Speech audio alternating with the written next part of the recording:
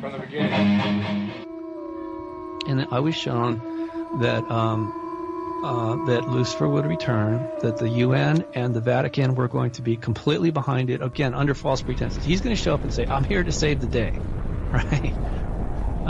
And, okay, fine, you know. Yeah, of course, ahead, you can say whatever you want. But I've always hated censorship. It's the internet.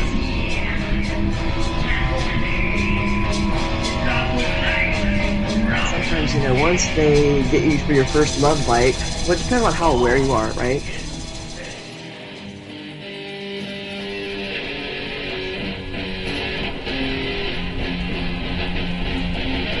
I forgot my bullets. I never had a gun. Here I am left standing. Am I the only one? For what I see, memories have guilted me. I'll never see the sun.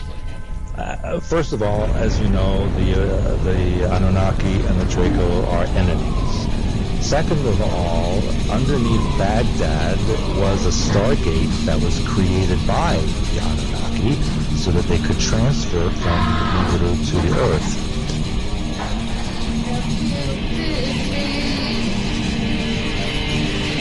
I'll never see the sun. I could just end it all, but the demons will have won. Practitioners that, you know, some are good and some use their magic for good and to heal and to help, and others do use it for evil. And, you know, in some cases, you know, people really were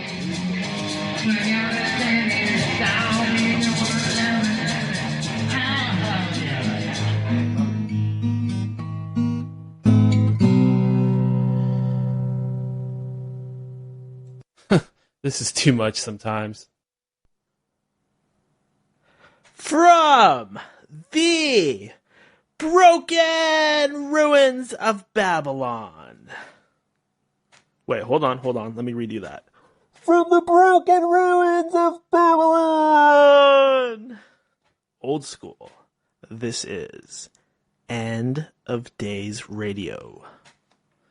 I am your host, Daniel, broadcasting to you all the way from the shimmering Emerald City right here in the heart of the Pacific Northwest. Today's date is March 28, 2018.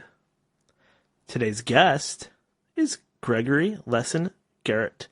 He is the author of a new book which exposes the hidden history of Lucifer's effect on our modern science. The book he wrote, The Scientism Delusion, maps out the New World Order's conquest of our minds, bodies, and souls. How very interesting. And don't forget to stick around after the break. Well, because there's plenty to talk about. You see, tonight's a very special night on End of Days Radio. It turns out that we have 2 shows in a row.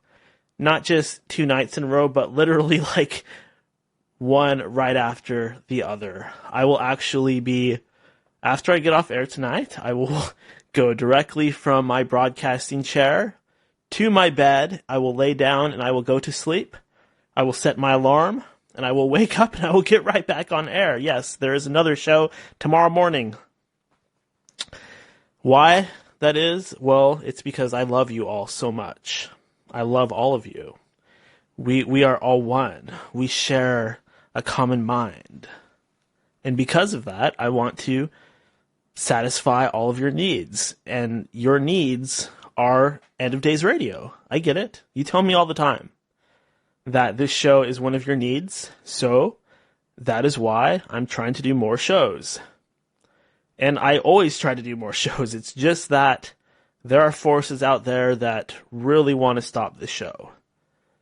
They really want to stop this show. And they will do anything within their power. They'll throw everything at me. They'll throw everything at this show.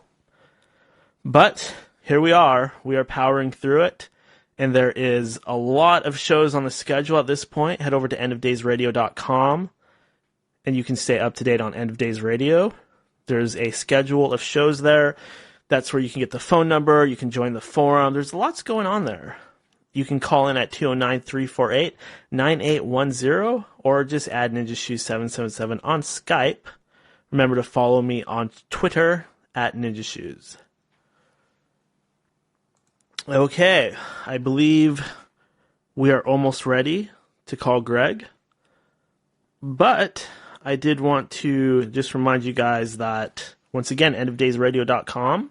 You can also donate to the show there if you feel inclined. Of course, you don't have to donate. I love for you to just listen. But if you want to throw $5-10 my way to help support the show, I do greatly appreciate your donations. One day, I hope that there are so many listeners out there that just a tiny small fraction of them donate, and they donate enough where I can just do this show 24/7. That way, if you want to get the show for free, you can, but some people that want to donate, they can, and then that'll be enough for me to live in some cave somewhere with a blanket covering the entrance, in there with some canned tuna, and some top ramen. But I will live that way so I can do this show for you every day, I promise. So let's keep spreading the word. Let's let our fellow man know about End of Days Radio. Let's know him about the rapture. Wait. What am I saying? I mean, let's let them know about End of Days Radio and spread the word, and they'll tell two friends, and they'll tell two friends, and it'll go on and on and on. But enough jibber-jabbering. I believe it is 8 minutes past the hour, and we are ready to call our guest. So bear with me. You guys listening live, you're going to hear some dialing. No, you shut up. I hear you out there. With my telepathic senses.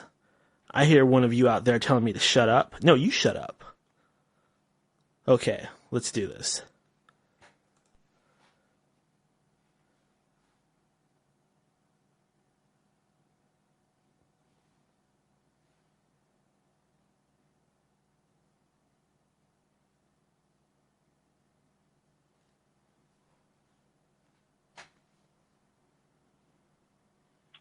Hey, Daniel. Hello, Greg. Hi, can you hear me? Yeah, I can hear you pretty good. Good, I can hear you. Everything's good. Sweet deal. Thank you so much for joining me here on the End of Days. Absolutely. You know, it's just funny. I used to work at a place where a friend of mine used to call me End of Days because of the because of the ideas I was talking about. So this is kind of funny for me. You're kidding me. No, that's why when you responded to, I was on Twitter and you responded to me and I was like, End of Days? Is this my friend making a joke? I'd arrive at work, he'd go, oh, it's End of Days. So oh my God, I love gotta that. Be a little humor, right? Yeah, I love that. It's got to be a little bit of a divine synchronicity, just a divine synchronicity there. Yeah, it's one of those things where, I mean, we can just like dive right into this stuff. You don't look for these things. You're just going through your life, and then these things start to reveal themselves. The next thing you know, you're on a road. You know, I think anyone can say the same thing in their own way, whether they're Mormon or Catholic or atheist or scientist. It just happens that way.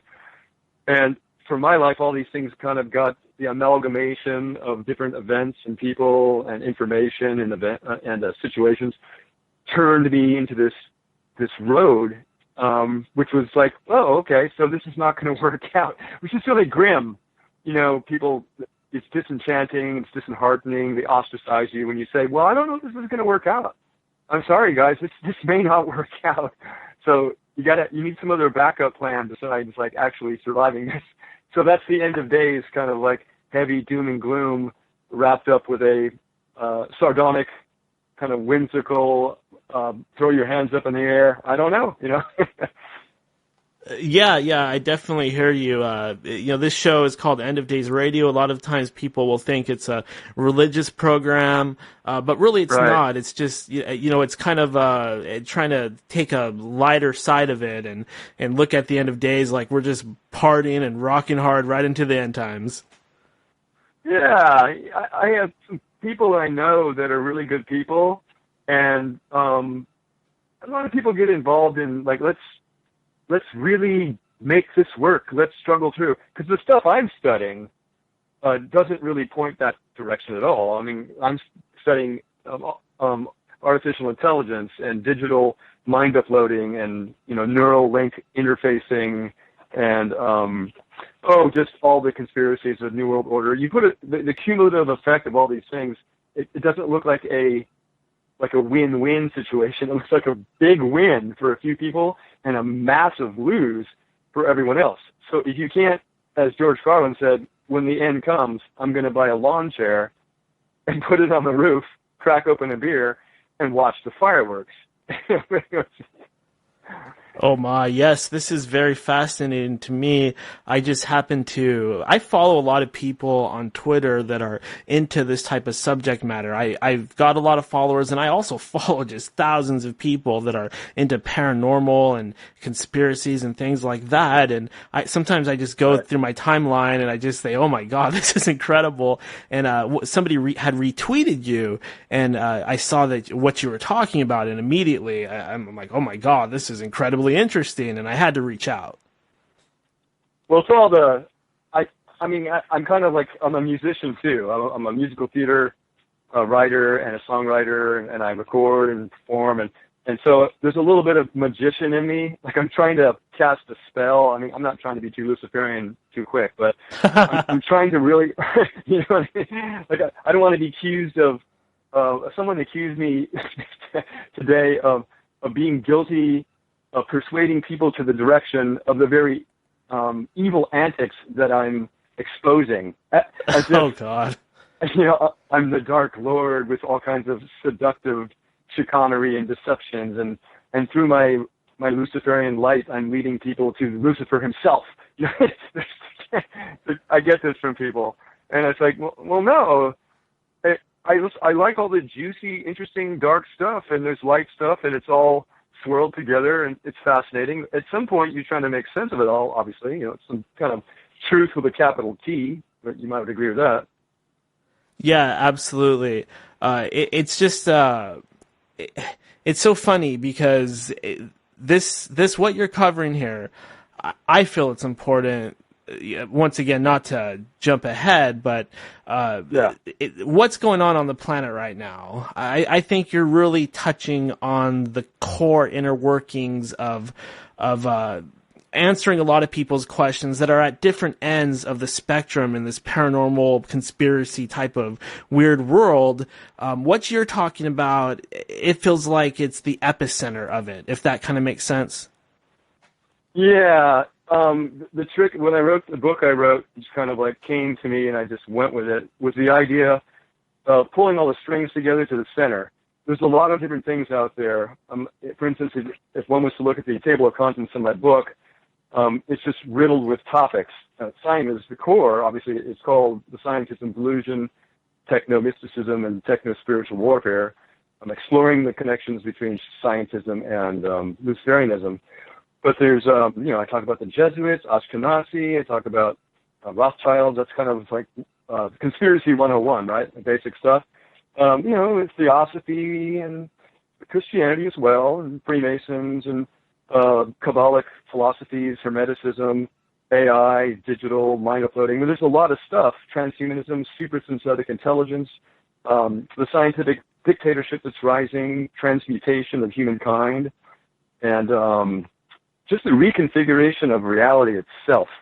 That's really what's going on here. It's like I say on the Twitter front feed tweet, I said that the ancient Luciferians figured out that to rule over people instead of with force, it's much easier or even more effective to use descriptions of reality, because we create, to a large extent, we create reality through our descriptions and definitions. It's like linguistic syntax or descriptive syntax. If I describe something to you, you begin to understand it. If you can't describe it yourself, or if I can't describe it, it simply doesn't exist in the way our minds work. Hermetic, Kabbalistic, and you go back to Mystery Babylon and the secret mystery schools and the secret societies is more actually recent. But they have a way of describing things and interpreting reality in such a way that people are seduced into it, and they kind of fall right into it. So I started thinking about these things, and I thought, okay, so what exactly has happened? And I kind of traced things back to Pythagoras, who's actually kind of, in a way, the father of Freemasonry. I mean, no one would make that connection, but he actually was working with a lot of Freemasonic, Kabbalistic occultism back there. And then there's Hermeticism from Egypt, the Book of Thoth, and the bottom drops out with occult doctrines and books and big dusty tombs with spider webs, and you open them up and they creak. It just never ends. And so my job, I thought for myself, was to distill it and synthesize it and bring it to something that's intelligible and understandable for your basic person. I really detest people who go into really highfalutin language, and I expose this in my book too. They use all kinds of fluffy words and nomenclature and esoteric vocabulary to lose the person listening. They want to make you submit to their authority using a terminology and concepts. And this is kind of what scientism does. But not to go too far, because as you can see, it's such a massively broad topic. So it's mammothly, epically huge that it's easy to tangent off and you're lost in the woods forever. So to bring it back, I kind of was looking at where all the technology and science is leading, because you're asking that, to a certain extent, like, what is this all about? And it's all leading to a point where man's kind of leaving the Earth and flying off into outer space to inhabit the stars, like these breakaway outer space civilization. And we finally contact these ancient aliens who will show us that we came from them and not God, and, yada, yada, yada. It's like the plot for Ridley Scott's Prometheus, or Alien Covenant, is what it is. And that's not by accident, because Ridley Scott is deeply enmeshed or embedded in Freemasonic Kabbalistic thinking, or Kabbalah. And so all these science fiction films necessarily would exhibit this Luciferian occult philosophy.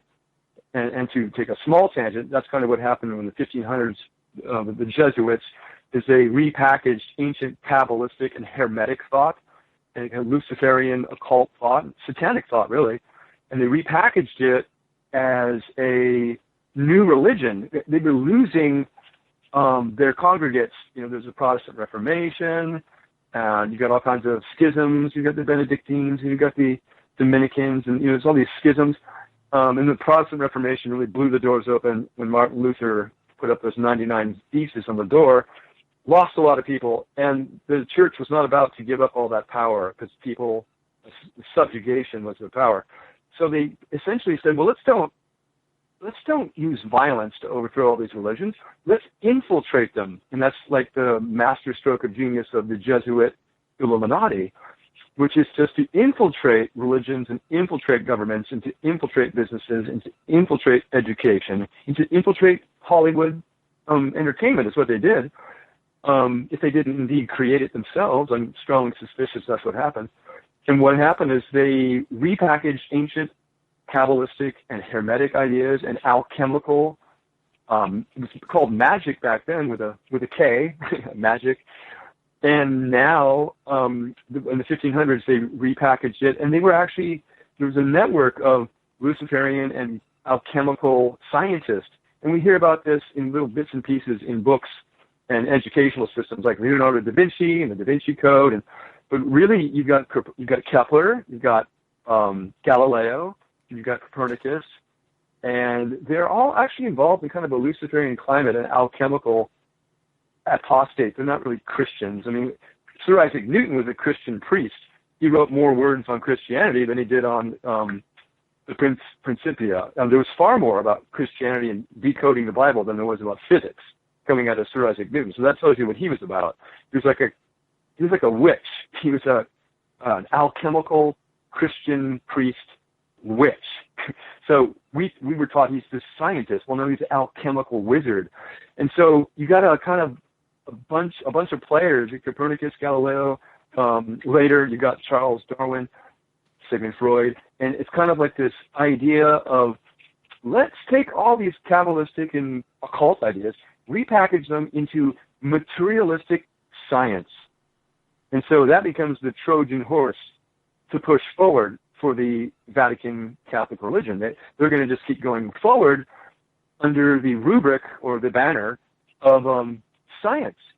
And it was a very slick and clever move, because then you can infiltrate every religion, every government, every educational system. No one's going to question it.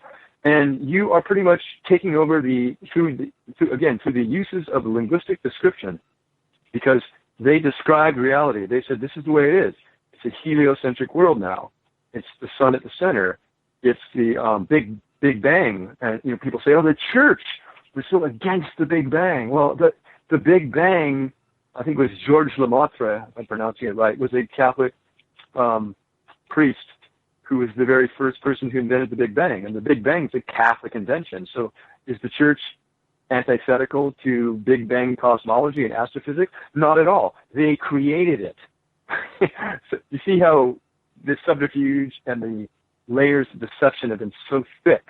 So you've got Big Bang cosmology. You've got heliocentric model of the universe, this Earth spinning around, and wait. Go ahead. Are you going to start talking about flat Earth? No, the reason I'm not, because it's not the core of my book at all. It's one of those things where people throw out labels and they go, oh, you're a flat earther, or you're not a flat earther. Like, that's a label too. You're a heliocentrist. The flat earthers point fingers at the people who believe in heliocentrism. They go, you're a glober. Like, it's like this mudslinging thing that's going on. I kind of tell people, I go, I'm not a flat earther. I write about it in my book as one of the ways in which, think of me as a metaphysical reporter. I'm reporting what I'm finding. I'm not becoming the things I report. Like, if I report on Satanism, that doesn't mean I'm a Satanist. You follow what I'm saying? Yeah, absolutely. Actually, yeah. I've watched a lot of the various documentaries on flat Earth, and I'm pretty convinced myself that I can at least say that they're definitely hiding something.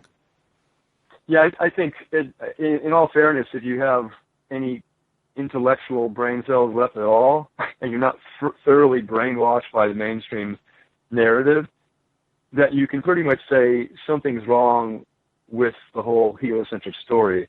And it doesn't mean that it's necessarily flat. And like, I made a joke today. I said, my reporting in my book was that there is a conspiracy of sorts. There's a Jesuit. It didn't start with them, but it got, like magnets, you put a ray through a magnet and it, like a superconductor, and it gives it another jolt forward.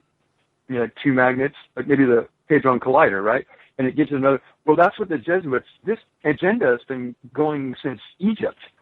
It's Egyptian Hermetic occultism. You got Thoth. This goes back a long time, the Emerald Tablets.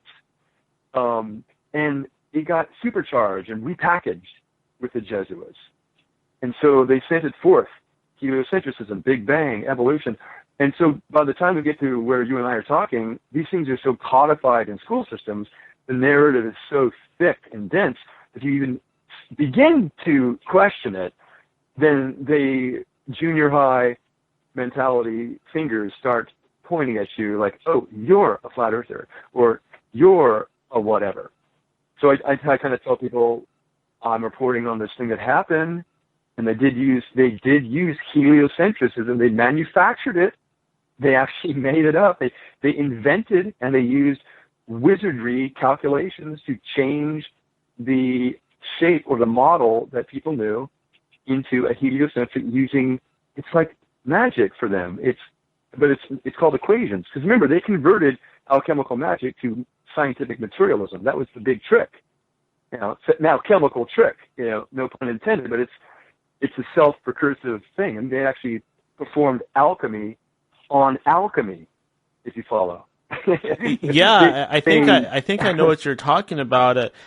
In a way, because they pushed this on all of us, they robbed the world of its magic and they kept it for themselves. Right. Yeah, and they wanted to kind of people say, well, why would they create a heliocentric theory? And again, I don't want to get too much into flat Earth because that's really not the core of my book at all. But you mentioned it, so I'm addressing it. But it's that thing where why would you create what benefit is there for a heliocentric model? And of course, if the Earth's flat and it's like a firmament with a dome above and it's immovable, well, then you're going back to biblical concepts and there's a God and you're accountable and you're a very intimate relationship with this creator. I mean, it's all bets are off when it's heliocentric. You got infinite spaces and light years and big, huge, massive burning solar nuclear furnaces as stars and black holes and dark matter, and you're a speck on a speck flying at 67,000 miles an hour at this and contrary motion at 1,000 spinning, and then going 87 million miles in the Big Bang extent. I mean, there's no end to the fucking fantasy. It's a fantasy. It's an occult, but it's been sold as science. So no one really questions it. Tyson, what's the guy's name? Neil deGrasse. Neil deGrasse Tyson. Yeah, Neil deGrasse Tyson and Michio Kaku, and you got Bill Nye, the transgender guy, since he's changed his ways, but the science guy. And you got the front line of new atheists, the late Christopher Hitchens, who's kind of a bulldog guy, really offensive, and he got a lot of praise for being just a really rude, uninformed brute. He was kind of privileged Cambridge bloke who was attacking the poor in a way, and he thought he was the victor of the poor, but I don't want to get too distracted by that. And then you got Charles Dawkins, and you got this Sam Harris. You've got an entourage and a front line of scientific atheists and a front line of pop quantum mystical scientists, Neil deGrasse Tyson, Michio Kaku. They're all working not necessarily together in the back room, not that kind of thing, but it's the same agenda. And it's to push a new age Luciferian, and forgive me for saying it, but heliocentric model. It's the codify, it's the science the Jesuits were creating to overthrow the world. I mean, I'm going to put it this way.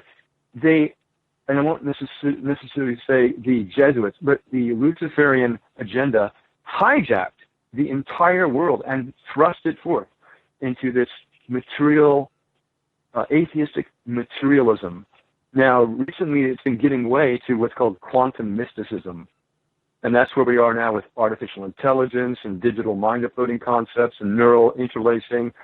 Things are switching. Now guess what all this kind of Kabbalistic quantum mysticism actually is. It's yet again, you see the cyclical nature? Yet again, it's another repackaging. It's like it got supercharged in the 1500s with the Jesuits, and now it's getting supercharged in the year 2010 to 2000, whatever this goes. It's getting supercharged and transformed into a fully occult agenda again. It's going from material science or scientific materialism back into a alchemical, magic, quantum, mystical, all possibilities type of universe, New Age, Kabbalah, and everyone's going back to Hermeticism and studying occult. You see, the Jesuits are ingenious.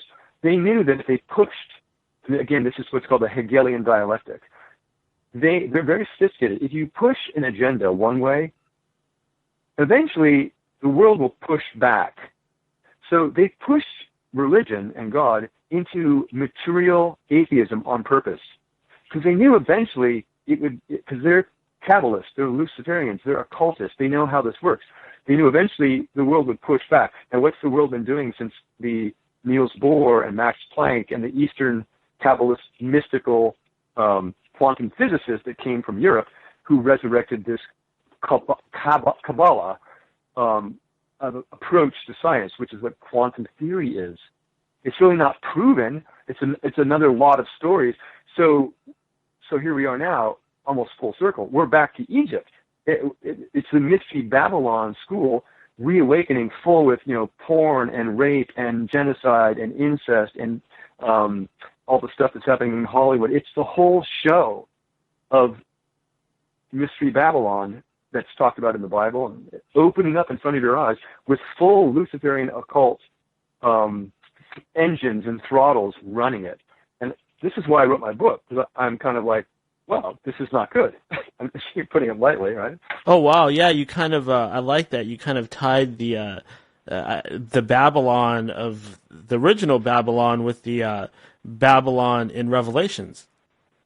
Right. Yeah, and I think you mentioned you had some paranormal experiences, which ties right into this. You have a quantum field and quantum entanglement, right, and superposition. Well, paranormal, and I've had my own experiences with occultness or occultism.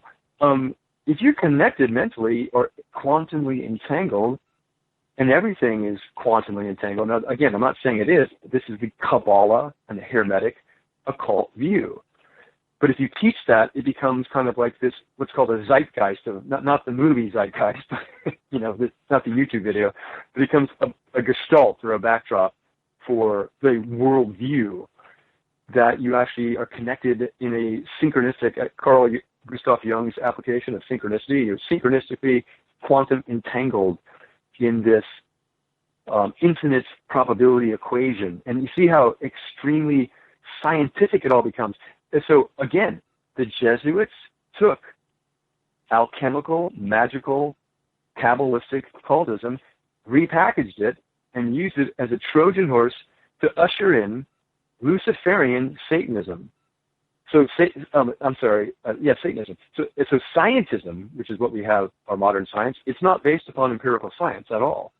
Modern science has become scientism, and it's usurped the authority of real science to propagate Luciferian artificial intelligence grounded, and then I'm going to drop the bomb, an alien deception cosmology. Like, this is where it's going. That scientism is leading to this, what's called Luciferian alien deception by some. And it's the assertion that ancient aliens are our creators, and they're coming back to, quote, save us from ourselves, unquote, like every sci-fi movie from Hollywood that, what is in iRobot, Isaac Asimov's iRobot? We got the 3 laws of robotics, but the robot decides, well, the human beings are going to kill themselves, so to save the human beings, I must destroy the human beings to protect themselves from the human beings. This is the kind of logic that you see coming out of these films. So what do you see coming out of the United Nations and Agenda 21, and that people need to be quarantined, and there needs to be less of us, and we need to depopulate, and we need to go green, and we need to save all the forests and take the people and put them in micro cities. And see, basically, it's the same philosophy that you're seeing in these ancient occultists, these elite priests that wanted to kill people to have it all for themselves. Well, it's the same thing. They want all of it for themselves, so they teach us that they're doing it for our benefit. They're killing and depopulating and poisoning and quarantining and surveillance and you name it, clipping our wings to the point of blood to save us from ourselves. Same message in every Hollywood film, sci-fi. It's a unified agenda, and it's encoded in every Hollywood Freemasonic-backed sci-fi movie.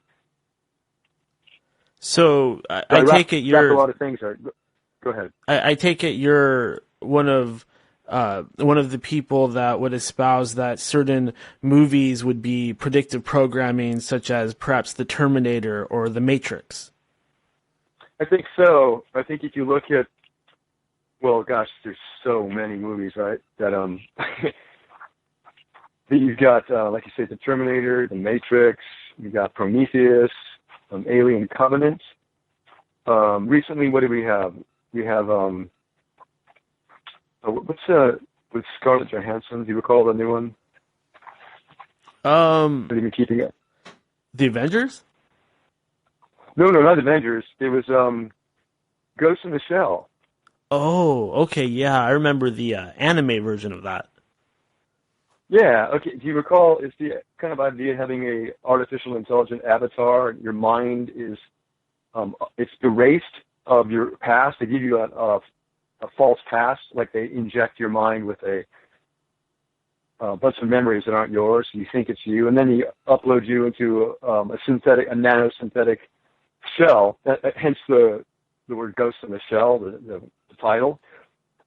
And so, yeah, you see it in that film, that uploading of consciousness, and you see it in Prometheus, where the ancient aliens had seeded our planet with DNA, and they're coming back, to destroy us because we suck. It's the same theme. Yeah, and Avatar too. Avatar, yeah, it's just a reworking, and people say, well, gosh, how does that happen? Well, how it happens is that the people, running Hollywood are behind this agenda. And I don't mean, Joe Blow director. He just gets a script. He's told that you do this or you don't get backing. I mean, how do you get $300 million to make a movie? Well, you do what the owners want done. And the owners are Luciferian capitalists. Didn't they find out that that A Space Odyssey 2001 was linked to some secret societies or something like that?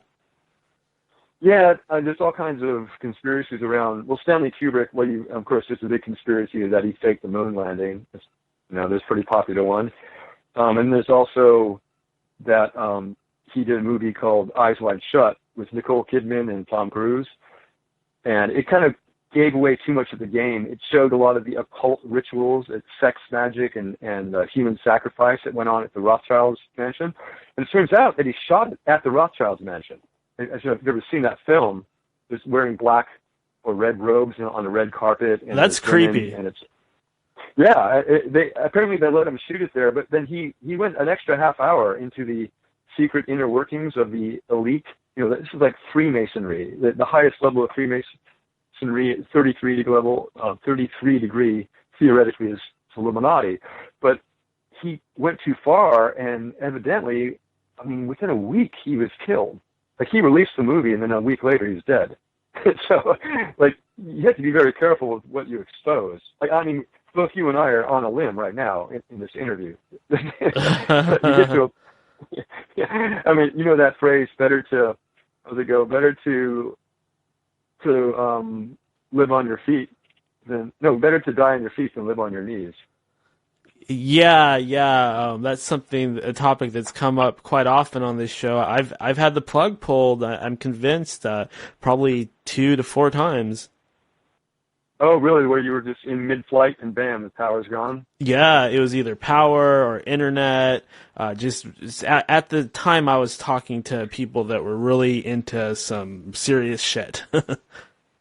Yeah, well, I've seen that before, actually. I've seen some shows, and all of a sudden, bam, it's gone. I was telling some people today that the thing that you are most forbidden to talk about is generally the truth.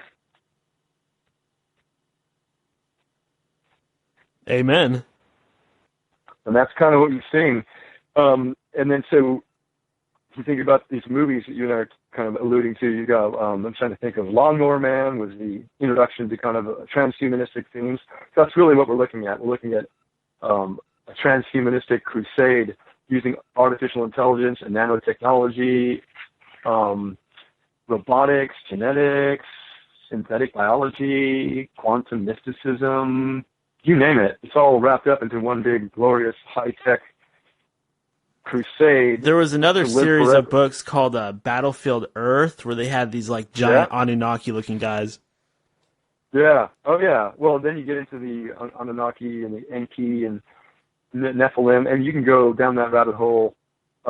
Sometimes people get so wrapped up into that, they become what my book's about, scientism, these people using nomenclature and legalese and terms that are so complicated that nobody can understand what's going on. And you get these people involved in conspiracy theory. They get so complicated and so out there that they actually they're accomplishing nothing except making people feel dumb.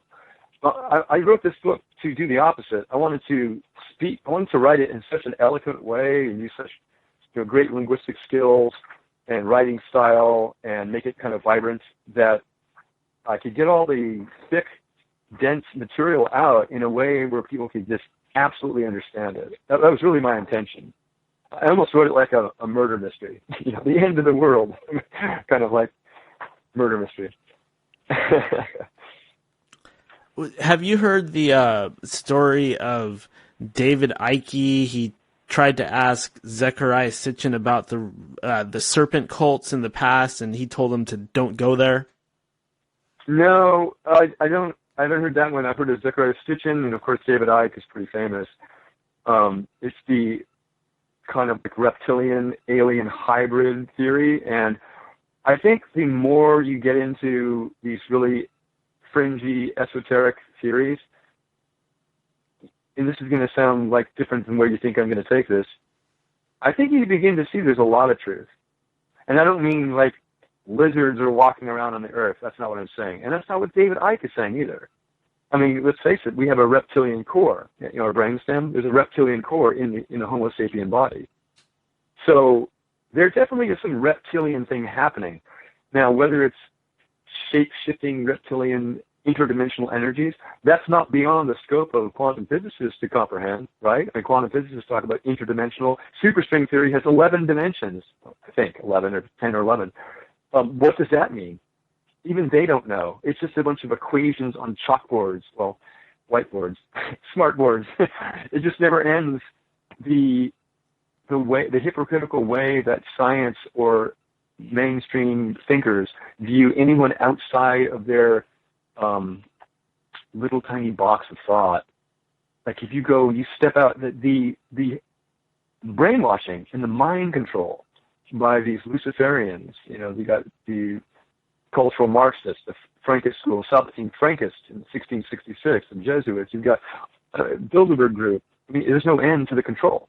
So people are just, literally people are defending their masters. That's really what I'm saying. It's like there's a name for this. Something effect when you sympathize with your kidnapper. Stockholm effect. Yeah, Stockholm syndrome. Yeah, it's kind of like a Stockholm. Like people are just saying, well, no, let's just defend Neil deGrasse Tyson. Let's defend what the astrophysics department at Harvard says. You know, let's just not question anything because they know better. Like you just start to give in. It's like MK Ultra trauma-based mind control. The whole world. In my book, one of the subtitles is after I say exploring the connections between scientism and Luciferianism. I say we have all been indoctrinated. What I mean is we've all been indoctrinated into a Luciferian religion that the Jesuits supercharged. It's not their religion. They just supercharged past occult ideology and repackage it with a nice bow. And so it's going fast and furious now. This kind of leads me, if you allow me to get to this point, I know I'm talking a lot and don't want to take over here, but there's just so much material. But the other thing is we see these secret societies teaching, and they're stretching their grimy tentacles out to the ages. And again, they're repackaging this occult knowledge. And so century by century, just never-ending supercharging, right? And hyper-condensing of these ancient, dark, magic, occult ideologies until finally we arrive at today with the New Age, transhumanist philosophy. There's a pop trash, hypno-optimist philosopher, you know, techno-sapien wordplay disc jockey guy named Jason Silva. I don't know if you've heard that name before. No. Now, Jason Silva is kind of like I say, a hyper-optimistic philosophy, theosophical gospel of drugs and Tomorrowland, and everything's going to be great. We're going to become God, and we're going to know everything, and we're going to extend ourselves through our technology to the infinite singularity of the new sphere, omega point. I mean, it's this idea of using science to become God. Okay, so what does that sound like? Well, eat this apple, get this knowledge, and you will be as God. We're going back to the garden, the serpent idea. And I'm not trying to be a Christian or promote Christianity. I'm just saying the connection is undeniable, that we're dealing with Luciferianism. Luciferianism is the agenda to become God using occult Gnostic knowledge, whether it be alchemical or material science. It all becomes the same agenda. And so you got this guy, Jason Silva, who's talking about using technology, extend ourselves into the stars, and then psychonauts, taking psychedelics and DMT and just, penetrating the veil, and, infinite worlds that sit adjacent to each other. And this is like his beat poet, hyper-optimistic philosophy that he rants on the channel. And so I was looking at that, and again, we're back to these movies, Prometheus, it's like Blade Runner, Surrogates, 2001: A Space Odyssey, I, Robot, Transcendence with Johnny Depp, Lucy, and Lucy, the movie with Scarlett Johansson, where she becomes God. Okay, you see that, the Luciferian agenda is so blatant at this point. It's no longer being tacit or clandestinely hidden. They're not being sneaky. They're screaming in your ear now. I mean, the movie Lucy was about, and Lucy is short for Lucifer.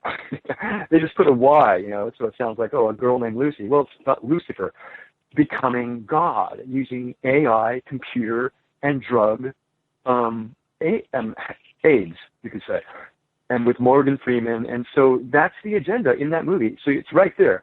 The Island talks about clone, Avatar, you mentioned, Terminator, The Matrix, that we're living in a Matrix, Ex Machina, about AI becoming, through the Turing test, becoming so real that it's indistinguishable from human beings. We have Sophia, recently, this AI robot, who was just granted legal citizenship in Saudi Arabia. So Sophia is an AI robot, is a legal citizen with all the rights that Homo sapien, flesh and blood creatures have in Saudi Arabia. Okay, that's turning a corner. When you have AI become a legal citizen, we've turned a huge corner. I mean, this is going towards AI being in the driver's seat. Not to make a pun, because there's AI self-driving cars now, right?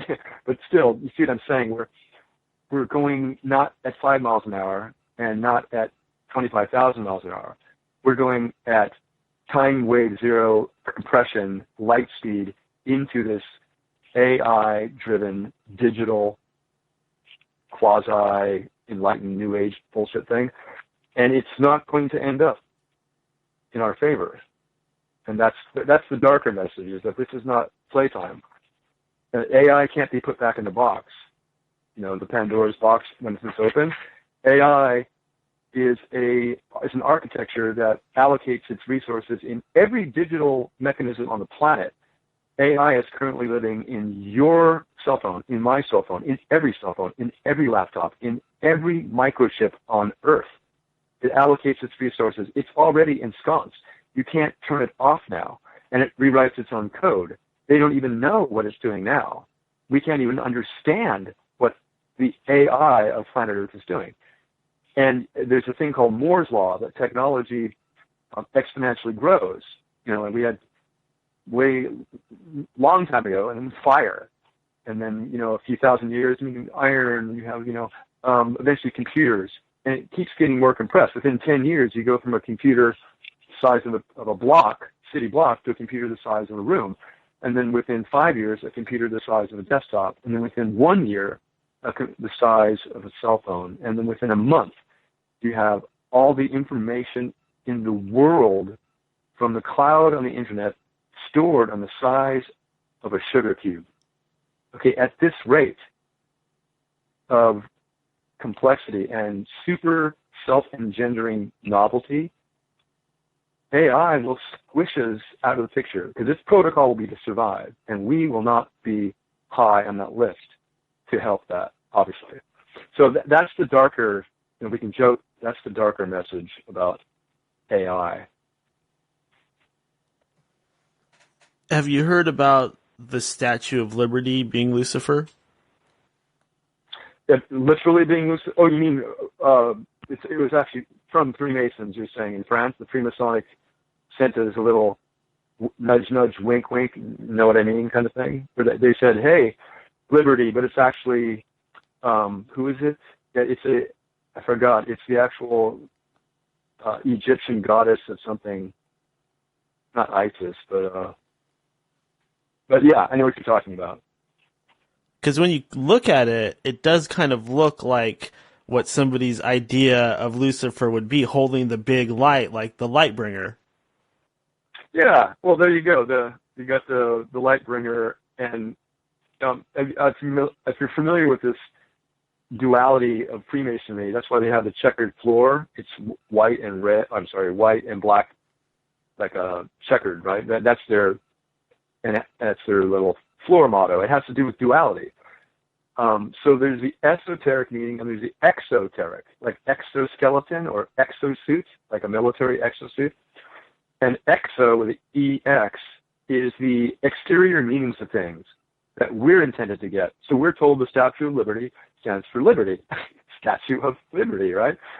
The esoteric meaning is that Lucifer is now watching, the all-seeing eye is watching your country, and we are in control. It's a message they sent to their other Freemasonry brotherhood, because that's what they do. They communicate to each other openly and publicly through hidden symbology, and it has to do with its dual nature of symbols, one being exoteric, one being esoteric.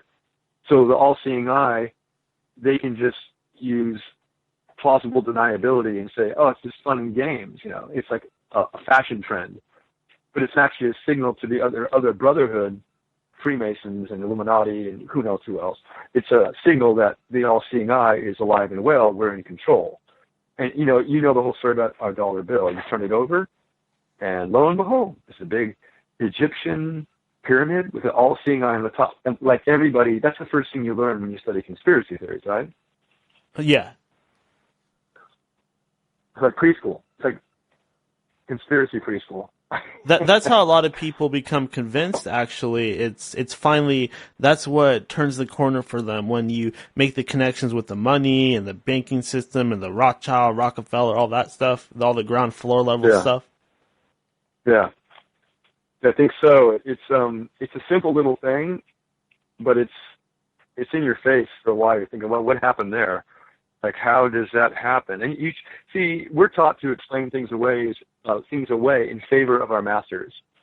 And when I say our masters, I don't mean consenting. Like, I'm not consenting to, Luciferians being my master, but they happen to own everything. They own me. I mean, they don't own my soul. But, if they want me dead, I can't do a thing about it. And so we're all under that tyranny. And it's becoming more obvious now with the AI surveillance program, NSA and Google and Facebook and every word that I'm saying and you're saying is being recorded by super quantum computers and stored as a big data to be used against us. And so, I mean, everyone's in it. So. Oh yeah, I remember back when I was a kid, like on ABC, NBC, those Dateline 48 Hours types programs, they were talking about Project Echelon, and that was back in the 90s, and they said even back then they were listening to every single word that we said. Yeah, there's they're not afraid to tell us what they're doing. And there's also Prism, some more recent one. It's like Echelon, but it's called Prism. And they'll tell you. See, this is in my book to a great extent because I wanted to elucidate this to people. They like telling what they're doing. It's called hiding in plain sight. You've probably heard that phrase, right? Hiding in plain sight. Oh yeah, that's the best place to hide if you're dealing drugs. Yeah, right. Hide in plain sight. And so you pretty much let you know what they're doing. And again, it's this plausible deniability. They'll say, well, okay, there's a movie where there's a international banking situation where the bankers are paying for rebels to have wars. Okay, so what's really happening in reality? Well, international bankers are paying for rebels to have wars. Okay, that's real. They'll put it in a movie and say, well, gosh, I mean, come on, guys, it's just a film. Why would you blame us for the plot of a film? So it's like plausible deniability. But the other thing, and this is an occult Kabbalistic philosophy, is that you can program the world by showing them what you want to happen. If I show you what I want over and over, it's like a self-fulfilling prophecy, you begin to make it happen for me, so I don't have to do the work. And this is the Kabbalistic, the Kabbalah, the magical part, the alchemical magical part of the game is showing movie after movie after movie after book after commercial after logo for a business. You keep showing what you want, and what they want is like bloodshed, crime, war, prostitution, rape, sex trafficking, embezzlement. Like they just keep showing those images, and people keep following them into this negative, fearful kind of energy, and then they got you because they like thrive off of fear. And so there you go. You got a world that's, and then you got the war on terror, which is a complete lie. The only terror is the people that are talking about that there's a war on terror. Like, there's no war. There's really no terrorists except for the people trying to capture the terrorists. And so they make up their own terrorists, or they turn people into terrorists. And that sounds extreme to say that, but there's really no threat other than the threat that they pose, these controllers. They pose the threat. And this is pretty obvious to people who study this. I can only imagine you've seen the Bohemian Grove video.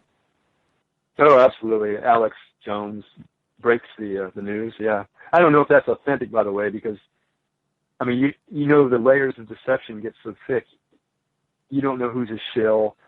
Because remember, the art of infiltration, or like Intel Pro, or, there's CIA programs, basically you give 90% or 95% of truth, but then 5% you don't tell, and that 5% is the most vital piece. So Alex Jones will give 95% truth, and I was like, for 5 years, going, wow, this guy's got it all. But then there's some other things that started coming out where there's certain links in the game where it was das verboten, like you can't go there. So again, the thing that you're forbidden to talk about is generally the truth. So you get inside agents, or shills, they call them. They're good at working at the game of giving you 95% truth and to win your confidence. And then they have this, like a beaker of water. If you add one tiny, tiny drop of arsenic, well, that 99% of pure distilled water is now poison. So think of these alternative media pundits as they can be quite like shills, where they're giving you 99% pure distilled, undistilled, and then adding that extra poison to kill you. So the Alex thing was like, wow, yeah, they're showing us Bohemian Grove. But the other thing is, these Luciferians, they want you to see that. They're not hiding it. See, people think they're trying to hide. No, they're showing everything. It's in movies. It's on Hollywood main stages. It's at the Oscars. They're showing it all in plain day. So I'm not so sure it was like this big break of a story. But it definitely shows, the Moloch worshiping a child, worshiping a baby on Moloch. That's a true thing. So that's my take on that. Whatever it's worth. There's a guy that was really popular on the old Coast to Coast program with Art Bell. I'm sure you're aware of him, Father Malachi Martin. Oh, Malachi Martin, yeah. I haven't heard him, but he has a very famous book, Peace of His Blood, I think it's called. Yeah, something like that. His whole thing was he said that there was a hidden cult within the Catholic Church called the Lodge of Lucifer. Yeah, and again, we don't want to get too hung up on names because, the semantic battles, because one person may say Lodge of Lucifer, the others say the Priory of Zion, the others will say Opus Dei, someone else will say, the Jesuit priest military class.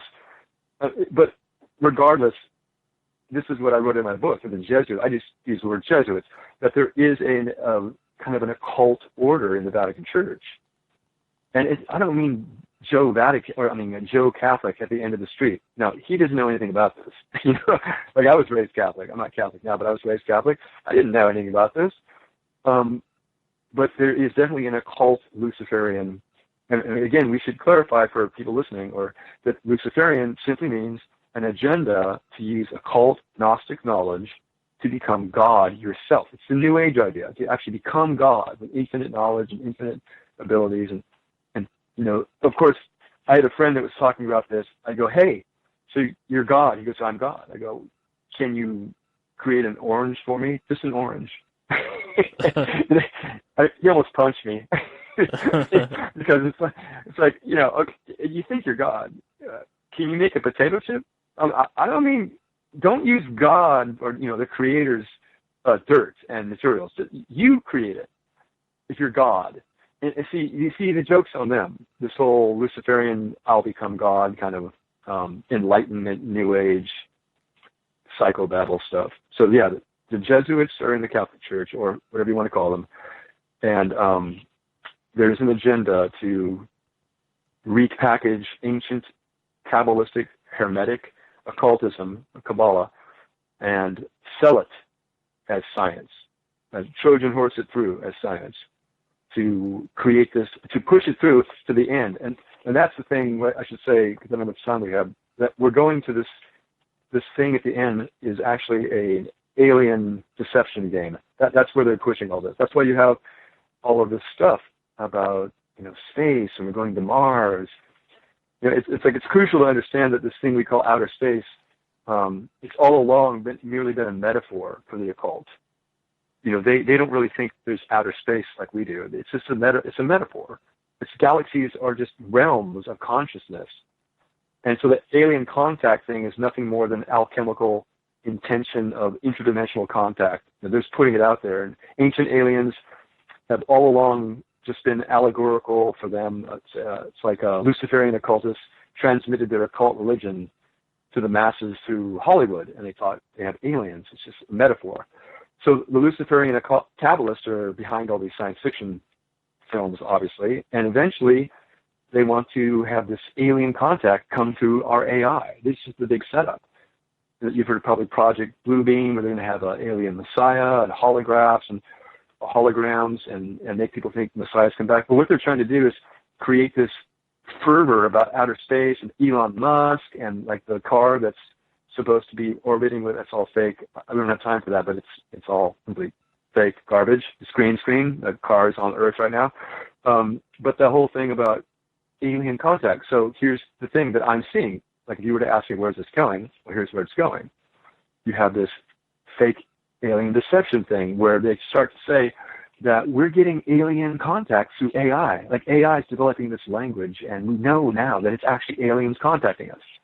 And it will be ingenious and, incredibly intelligent, and it'll be parceled out as a real thing, and people will be told that we need to follow this. And it will become this, what's called the alien antichrist messiah, like the false messiah you hear about in the Bible, like the antichrist. Well, from what I'm looking at, it's the antichrist is nothing other than artificial intelligence as the conduit for this language code coming out of theoretically aliens. Now, again, it's all bullshit. It's just a huge psyop. It's a deception.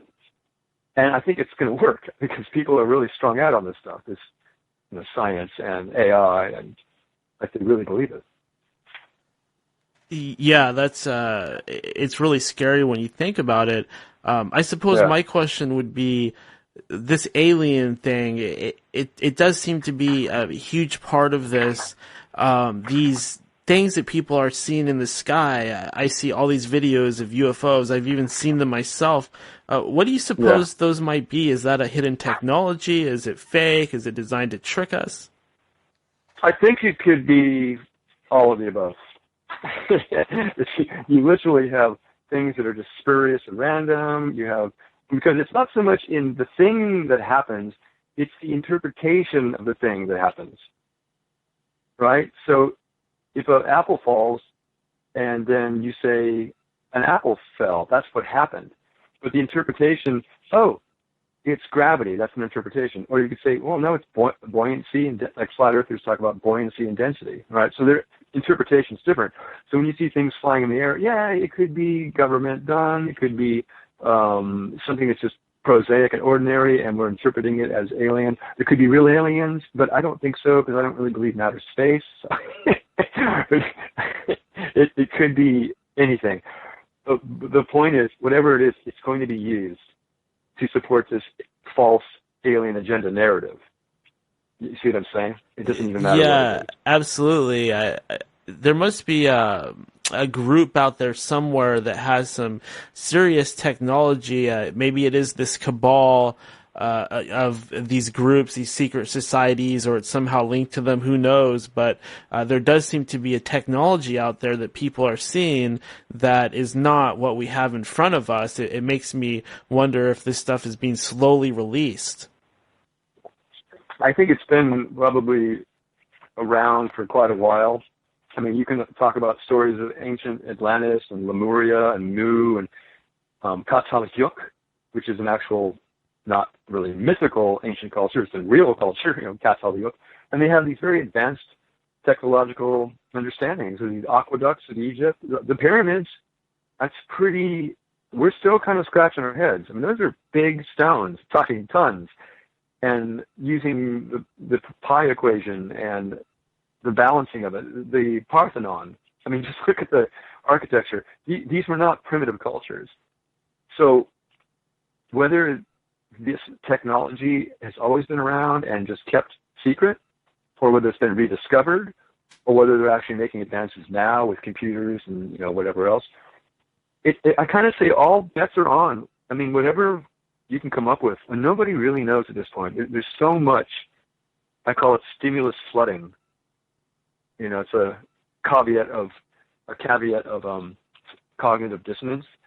So much information and disinformation. And so I kind of saw it as my job to distill the nightmare, the labyrinth, into something that's kind of homogeneously coherent for people. I'm trying to do that. I mean, for yourself how big this stuff gets. You're trying to tame the Leviathan, really. Yeah, one of the things that was most disturbing to me recently was finding out how deeply this stuff is embedded in the music industry. Some of my favorite bands might be branched off from some of these shady secret societies and things of that nature. Well, that's the thing about, I'm a musician, so you kind of, no pun intended, preaching to the choir. I'm a songwriter, a musician. I've played symphonies and I write music and theater. And one of the things is you can only go so far in not just music, fashion, dance, film, theater even probably. And then you have to go through certain doors, initiation doors. And there's a series of them. And as you go through them, there's more and more immoral, satanic things required of you. Like even things like sacrificing your own mother is required in the music industry to get to like the $20 million level. Sacrificing a friend, being repeatedly raped and sodomized by the music producers. And this is what's going on. And so, yeah, your favorite bands, if they're big, they are fully deep inside this kind of beast system, Luciferian entertainment industry. I mean, they're being, like Lady Gaga is probably raped 20 times a day, to her own songs in the background for all I'm sure she's been through such mind control and abuse because she's like the poster child for the transhumanistic agenda, all of this space stuff, and she's Luciferian, and there's a song about Judas, just constantly exalting occult Luciferian ideology and the homosexual agenda. It's all wrapped up into that particular iconic figure, Lady Gaga. And they all get their little specialties. Katy Perry has her specialty, but it all turns into this big pornographic sex romp thing where they're extolling the feminine whore, the whore of Babylon is being exalted in their Beyonce. It always turns into look at Miley Cyrus is now a pornographic piece of dirt, and it's not, she didn't engineer this.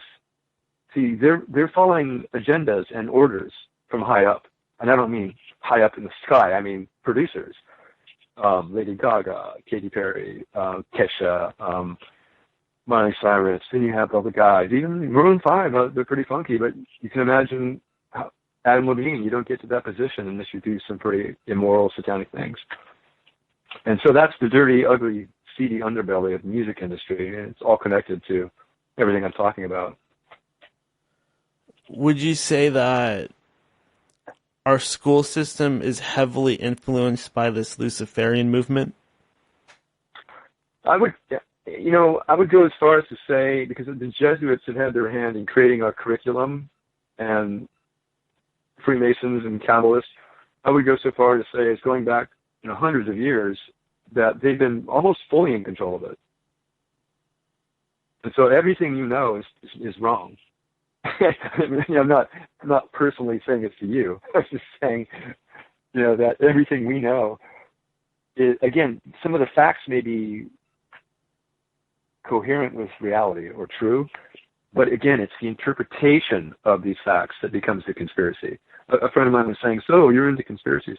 I said, well, not necessarily. I mean, I look at the facts of things, and then I look at the interpretations of those facts, and it seems to me they're skewed or wrong.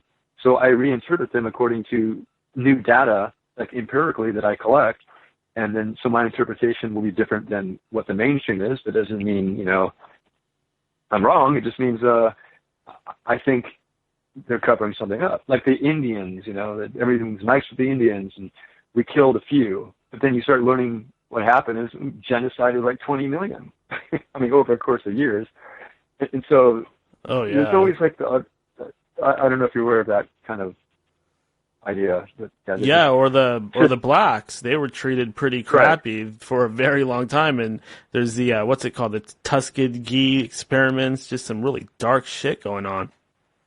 Oh, right. And one would ask themselves, how do people do such things? Like people say, how do bad people do such things? And I think if you keep lifting up those rocks, you start to see a very similar spider. And people like to call names. Oh, is it the Jews? Is it the Catholics? Is it the Jesuits? Is it the Kabbalists? Is it the Sabbatine Frankists? Is it the Bilderberg? Is it the, they're always trying to like nail some group. And you could say, well, secret societies are connected.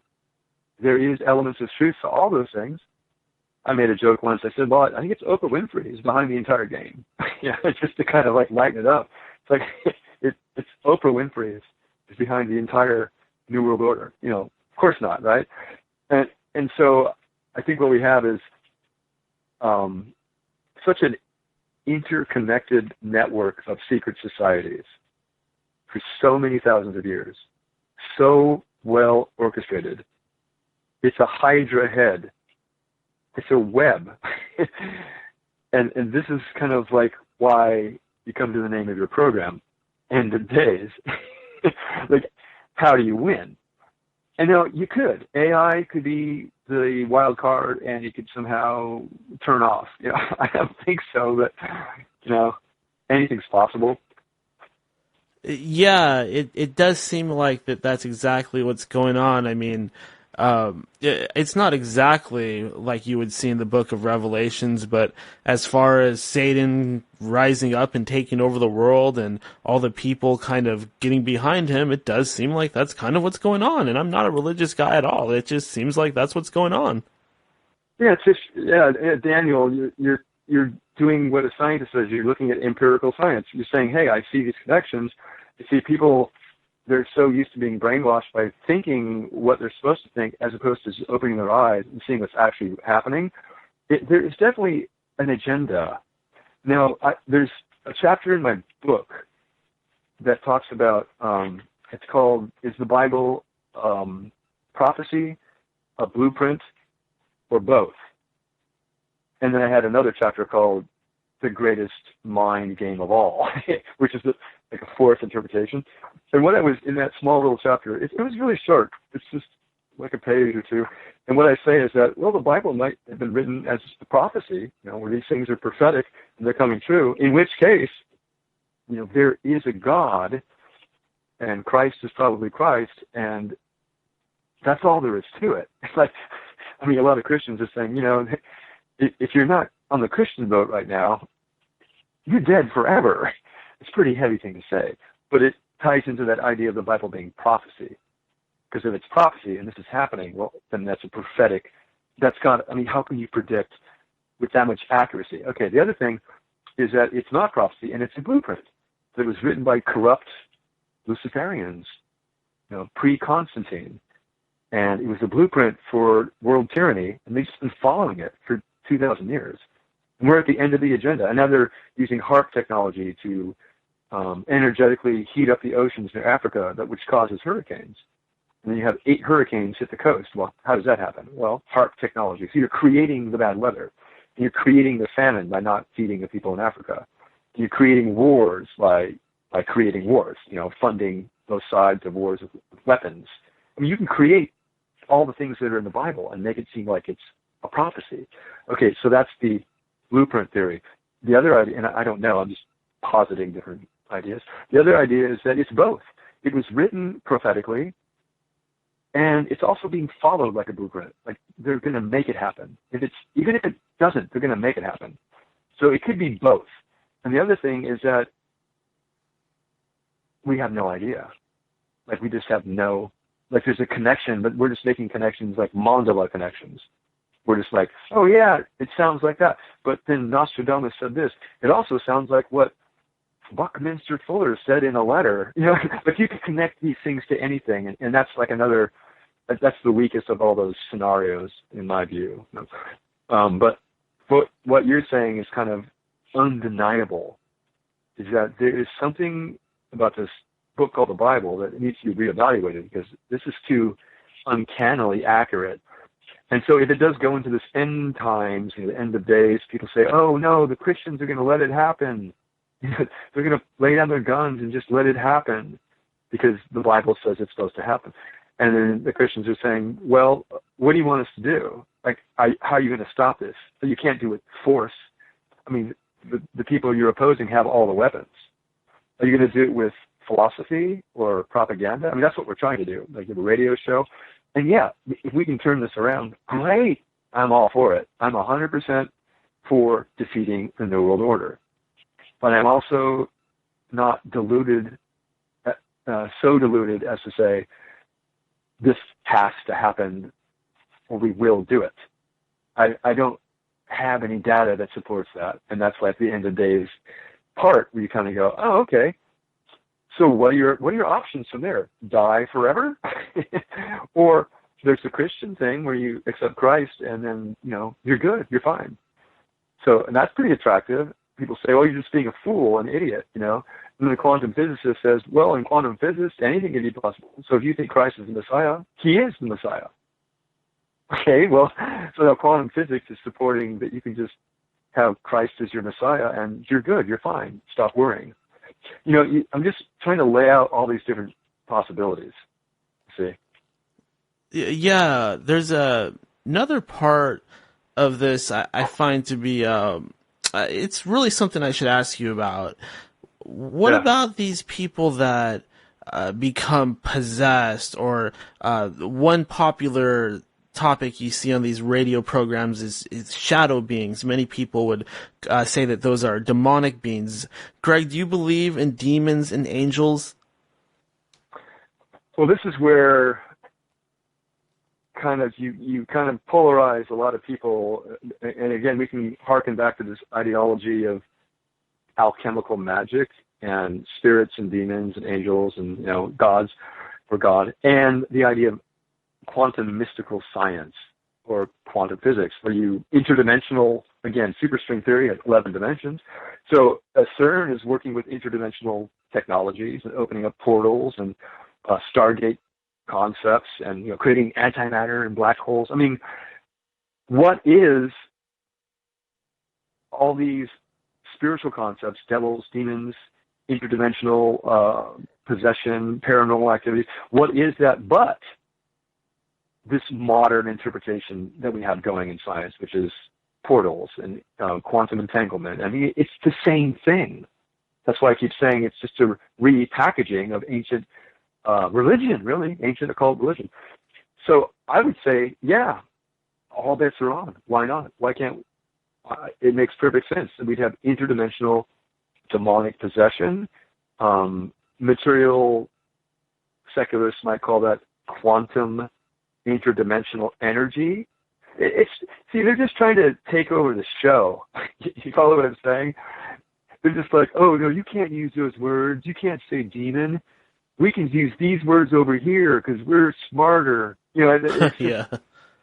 It's just a little game. It's kind of like I have in my book. I talk about the ancient Druidic robes of the priests. They had dark robes and they were in power and they knew everything, right?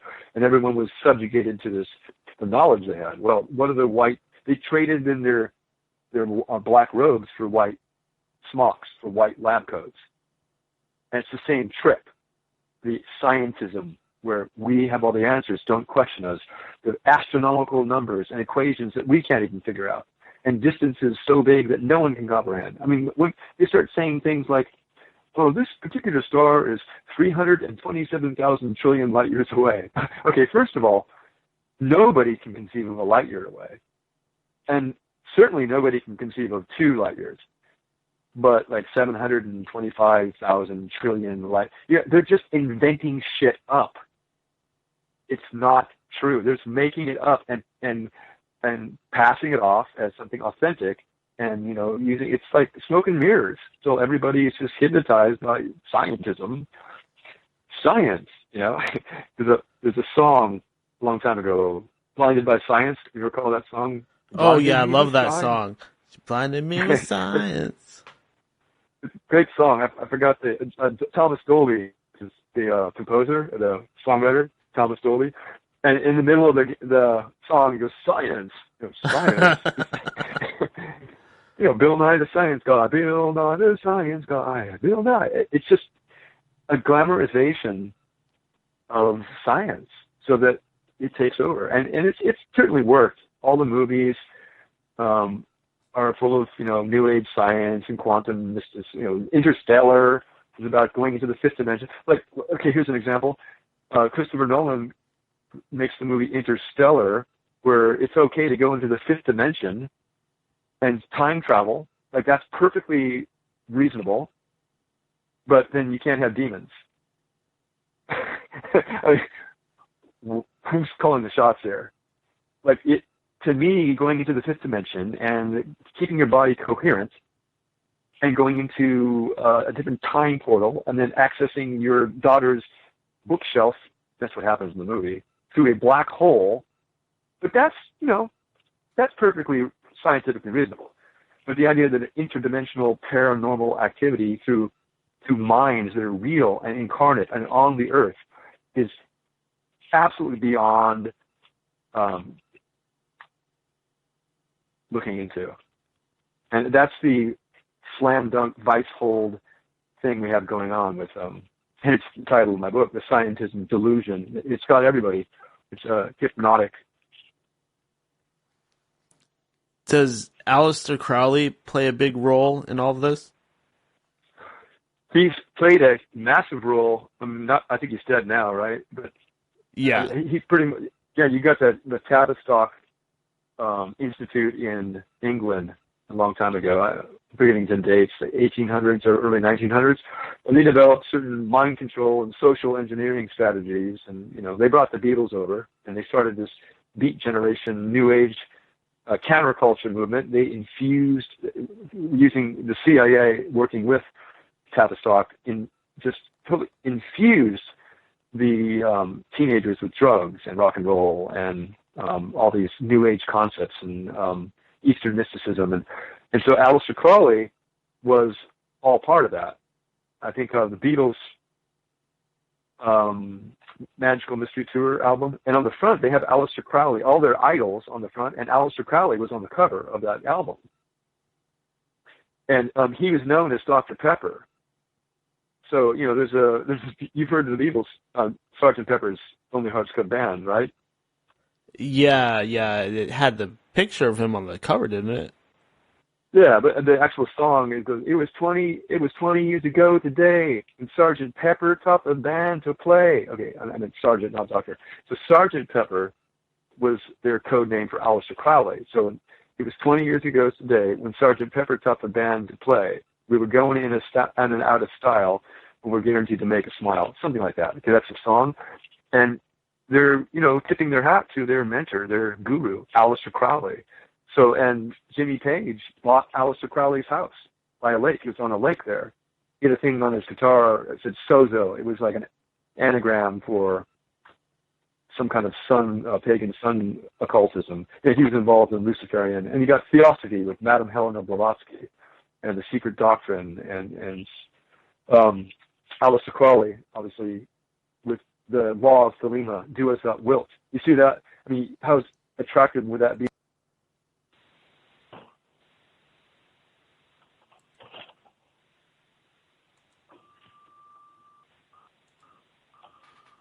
Hello, caller.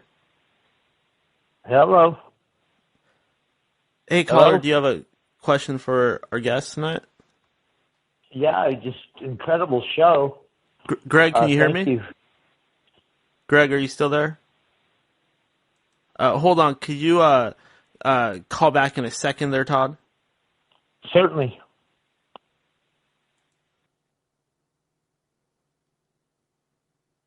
Hello? Hello, Greg?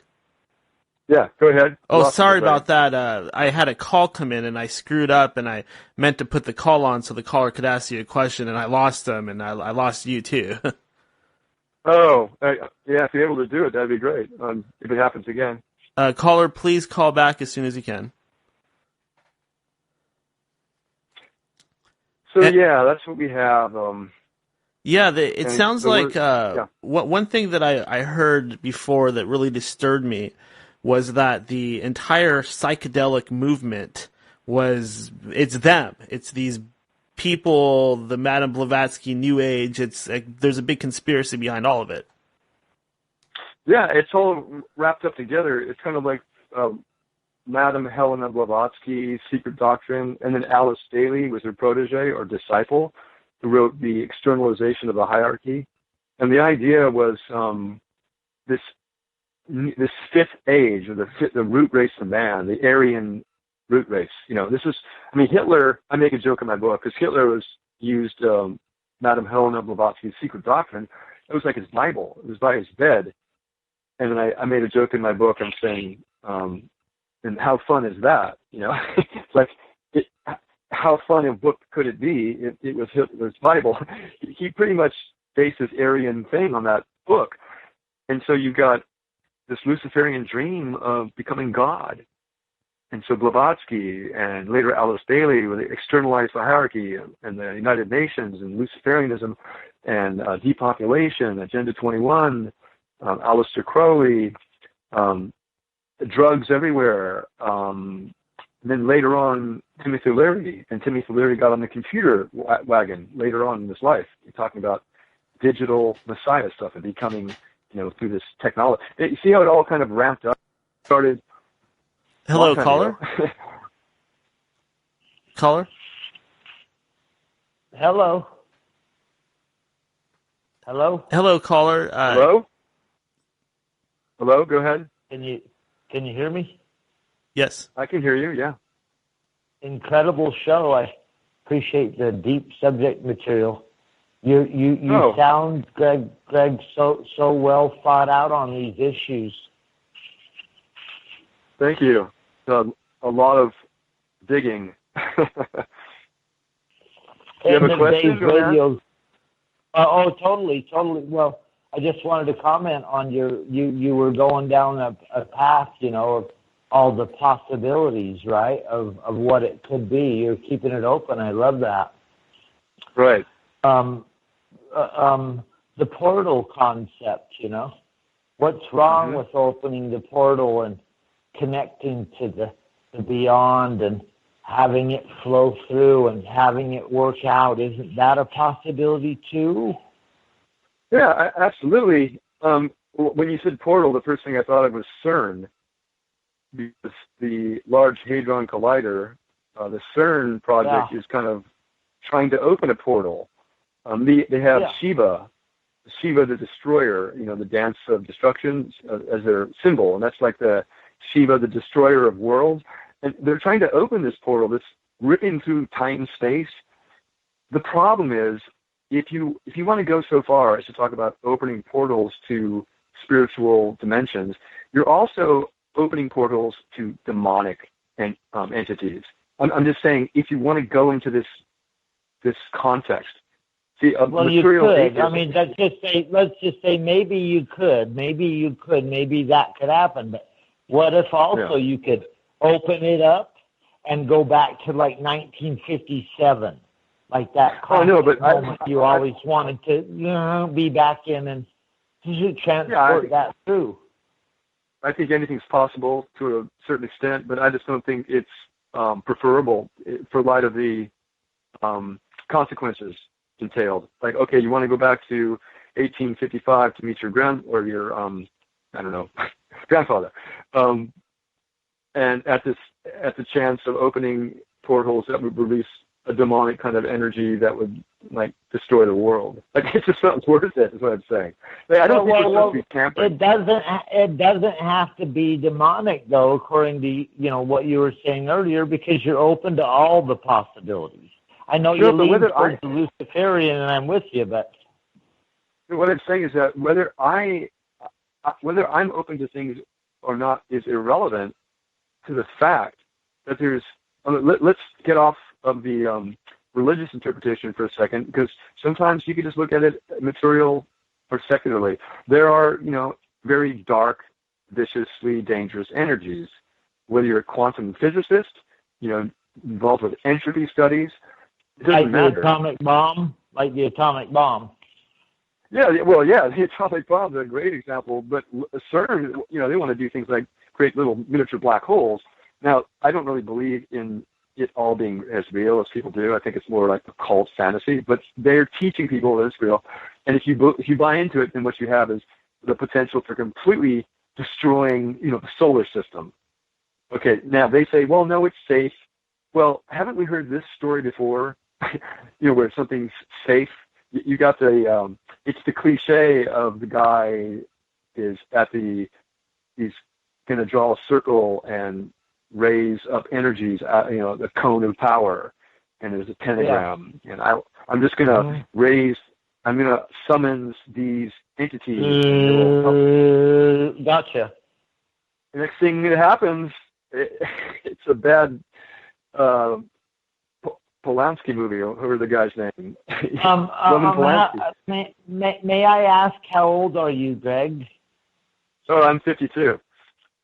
52? I'm 51, right on. We're right the same age. What part of the country are you from? California. California. I'm in Utah. Utah. Are you Mormon?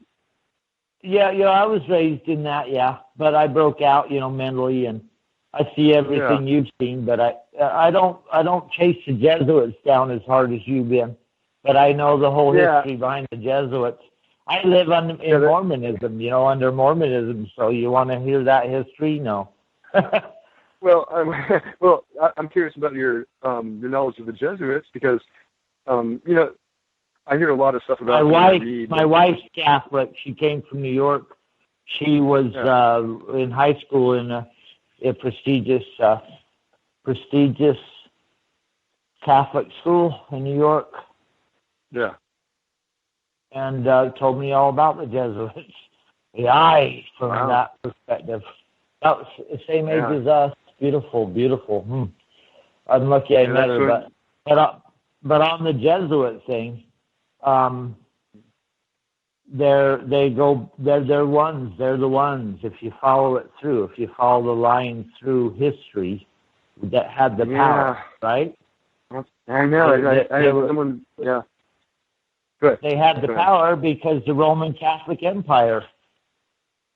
Rome. Well, there's an argument. I'm writing a part 2 of this book, and there's an argument that I may put in there. It sounds like an obvious thing, but I think people forget the fact that how come the Jesuits get penned or pegged so much for all this?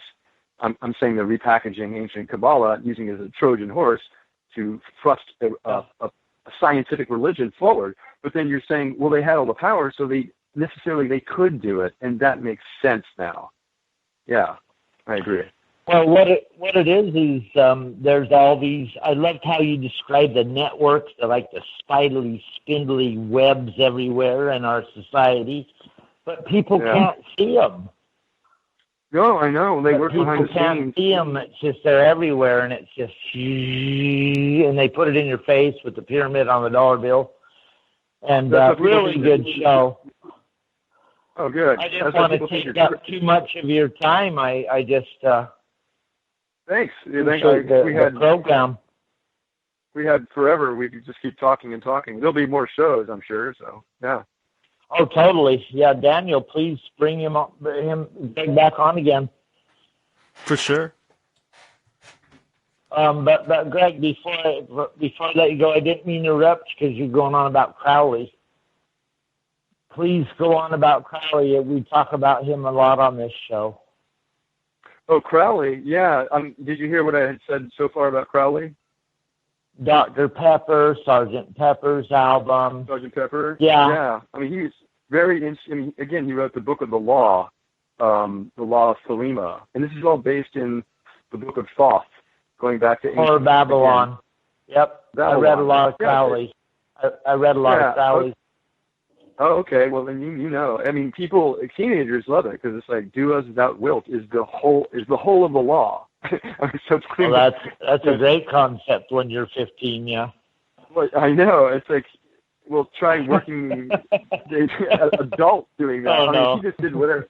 I mean, the idea is really liberating for young people because they think, oh yeah, I just do anything I want, and it was packaged with sex, drugs, and rock and roll for a reason. It was an agenda. Oh yeah, totally. And who can deny the power of music? Well, right, and then Lucifer was the greatest musician of all, so the plot thickens, right? Well, I don't lean towards the Lucifer label. That's me, Greg. I wouldn't call it Lucifer. But AI, or whatever you want to call it, evil dark force that's all encapsulated wants to get you. I'm not saying there isn't the Luciferianism and that they don't have doctrines and Bibles and they talk about the highest ranks. You finally realize it's Lucifer. That's all real. That's what I was telling Daniel earlier, that it's the semantic difficulty of talking about anything in religion or politics or anything. There's a semantic obstacle. It's like Wittgenstein talked about the limitations of linguistics. And this is what we're up against every time, we open our mouths, is that when I say Luciferianism, somebody's like, oh, is that like a cult that wear robes? Well, no. Luciferianism is an agenda. And it's an agenda going back to, the Garden of Eden story, obviously, where Lucifer, or, the serpent saying you can be as God if you taste this knowledge. And it's Gnostic knowledge. And so Luciferianism is using knowledge, which has translated into modern times as technology and science. That's like the knowledge, to become God. And that's what I'm talking about. More of an agenda than a person or an entity per se. Though people postulate Lucifer, that's fine, but it's more of an agenda, Luciferian agenda, I should say. No, I love, Greg, that you're open with your concepts and you're talking possibilities. You're not telling people this is what it is. I love that. I don't know what it is. Fantastic show. And I'm not going to keep you all night because we talk like this all night. Appreciate your time, sir. Thank you for your thoughts. It kind of inspired me to a new way to think about a few things. Thank you. Check his show out because it's all about what you're talking about. Yeah. Thank you very much. All right. Thanks, Greg. Thanks, Todd. Good evening. Okay. Bye-bye. You there, Daniel? Greg, is virtual reality a big part of this? Oh, yeah, that's like the final chapter to all this. Like, all roads lead to Rome, kind of. It all leads to this AI, digital, virtual, mind-uploading, nanosynthetic avatar, surrogate body kind of thing. Like, they're really working full throttle to get this off the ground and using 5G technology to supercharge it. And it's the idea of having everybody digitally interface to this AI cloud mind. And it's already happening. The RFID, I always get that mixed up, RIFD or RFID. You know what I mean? The chip? Yeah. They put in your hand. And so people are trying to, fight that. But the idea of getting digitized and connected to this AI B system where they can use microchips to control your moods and your eyes, your thoughts and feelings. Eventually, you'd be so neurally interlaced to this AI. I call it the B system. And so it's kind of like to bring it back on the ground so people can understand, because all these terms are very confusing. Digital, mind uploading, neurosynthetic, transhumanistic, AI. Like, what the hell are you talking about, right?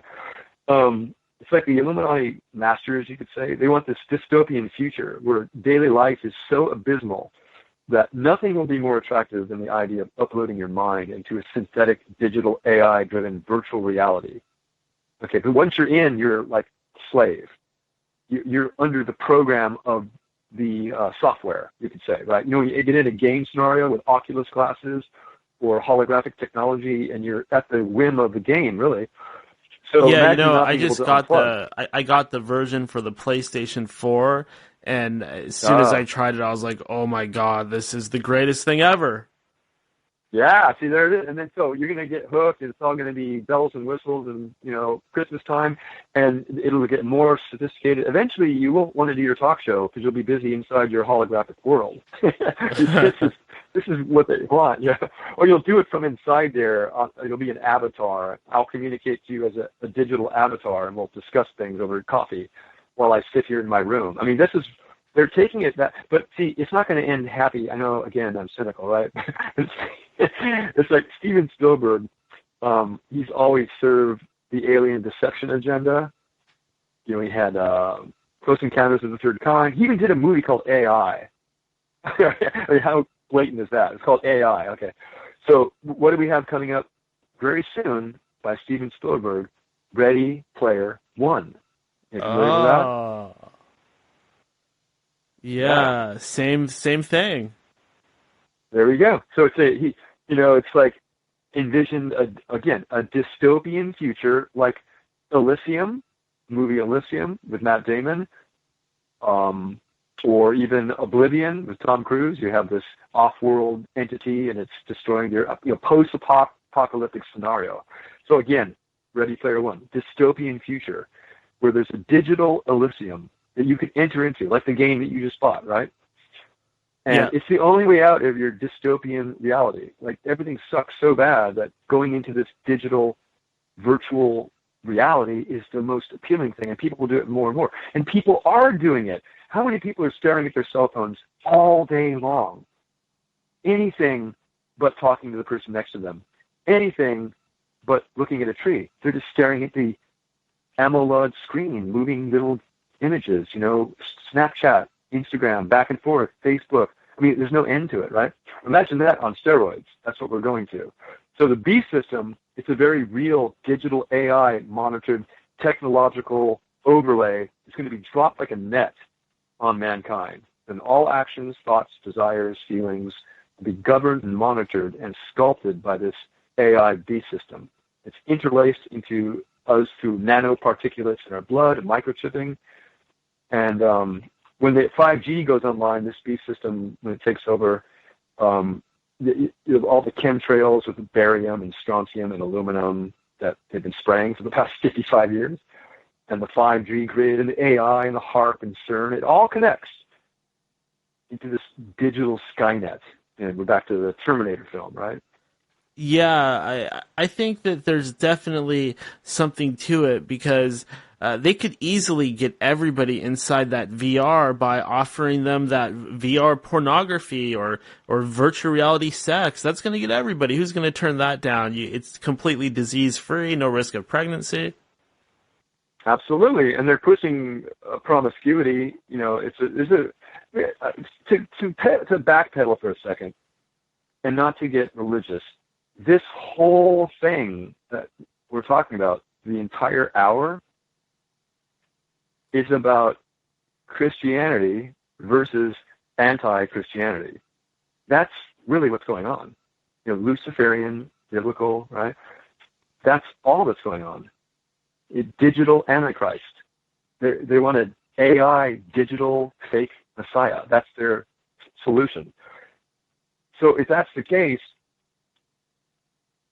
the Luciferian world that they're creating, that we're being enticed or seduced, the apple, the carrot, the apple is like, oh yeah, power, fun, immortality, nanosynthetic fun, I can, life extension, godlike power, superpower, all the psychological programming through Marvel Comics movies, which I love. I watch them because it tells me exactly what the Luciferian agenda is. That's why I watch them, And it's so compelling. Pornography, that's AI, virtual reality driven. And that won't work for everybody. So the gaming, mixing games with pornography. There's a lot of pornography that's games. They just mix it Grand together. Theft Auto, that new game. Well, it's not new at this point, but Grand Theft Auto, it's famous for having a part in the game where you can go inside of a strip club and get a virtual lap dance. Yeah, and they're going to supercharge that into far more. There's no end to the 30% of all business on the internet is pornography. I mean, it's going to be a cesspool of. It's going to be Babylon. The whole world involved in this stealing, crime, killing, slicing up and dies, pornography. And it's not you or me or I that's going to be doing this, because we kind of, we're conscious enough to see it, and we're kind of helping others to see it too. It's going to be people that don't even think these thoughts, that are innocent victims. They're led to the slaughter because they have no idea what's going on. Yeah, we always seem to circle back to this idea of Babylon, and I think you're right. If you imagine back then, I know that there's things like a lot of magic centered around demons and working with them back in the days of Babylon, and probably stuff with portals and things like that. It's no wonder why they would call it Babylon in Revelations, because it's coming back. Yeah, Mystery Babylon. And see, people would say, "Oh, hey, Daniel, you're crazy. Portals, back in time, portals." But what is CERN trying to do? They even use the word portal.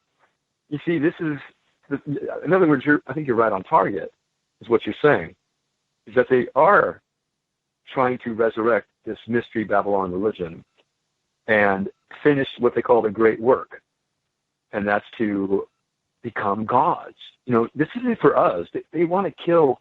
When I say they, who am I talking about? Jesuits, United Nations. I mean, pick your pick. The elite want to depopulate, genocide, 7 billion.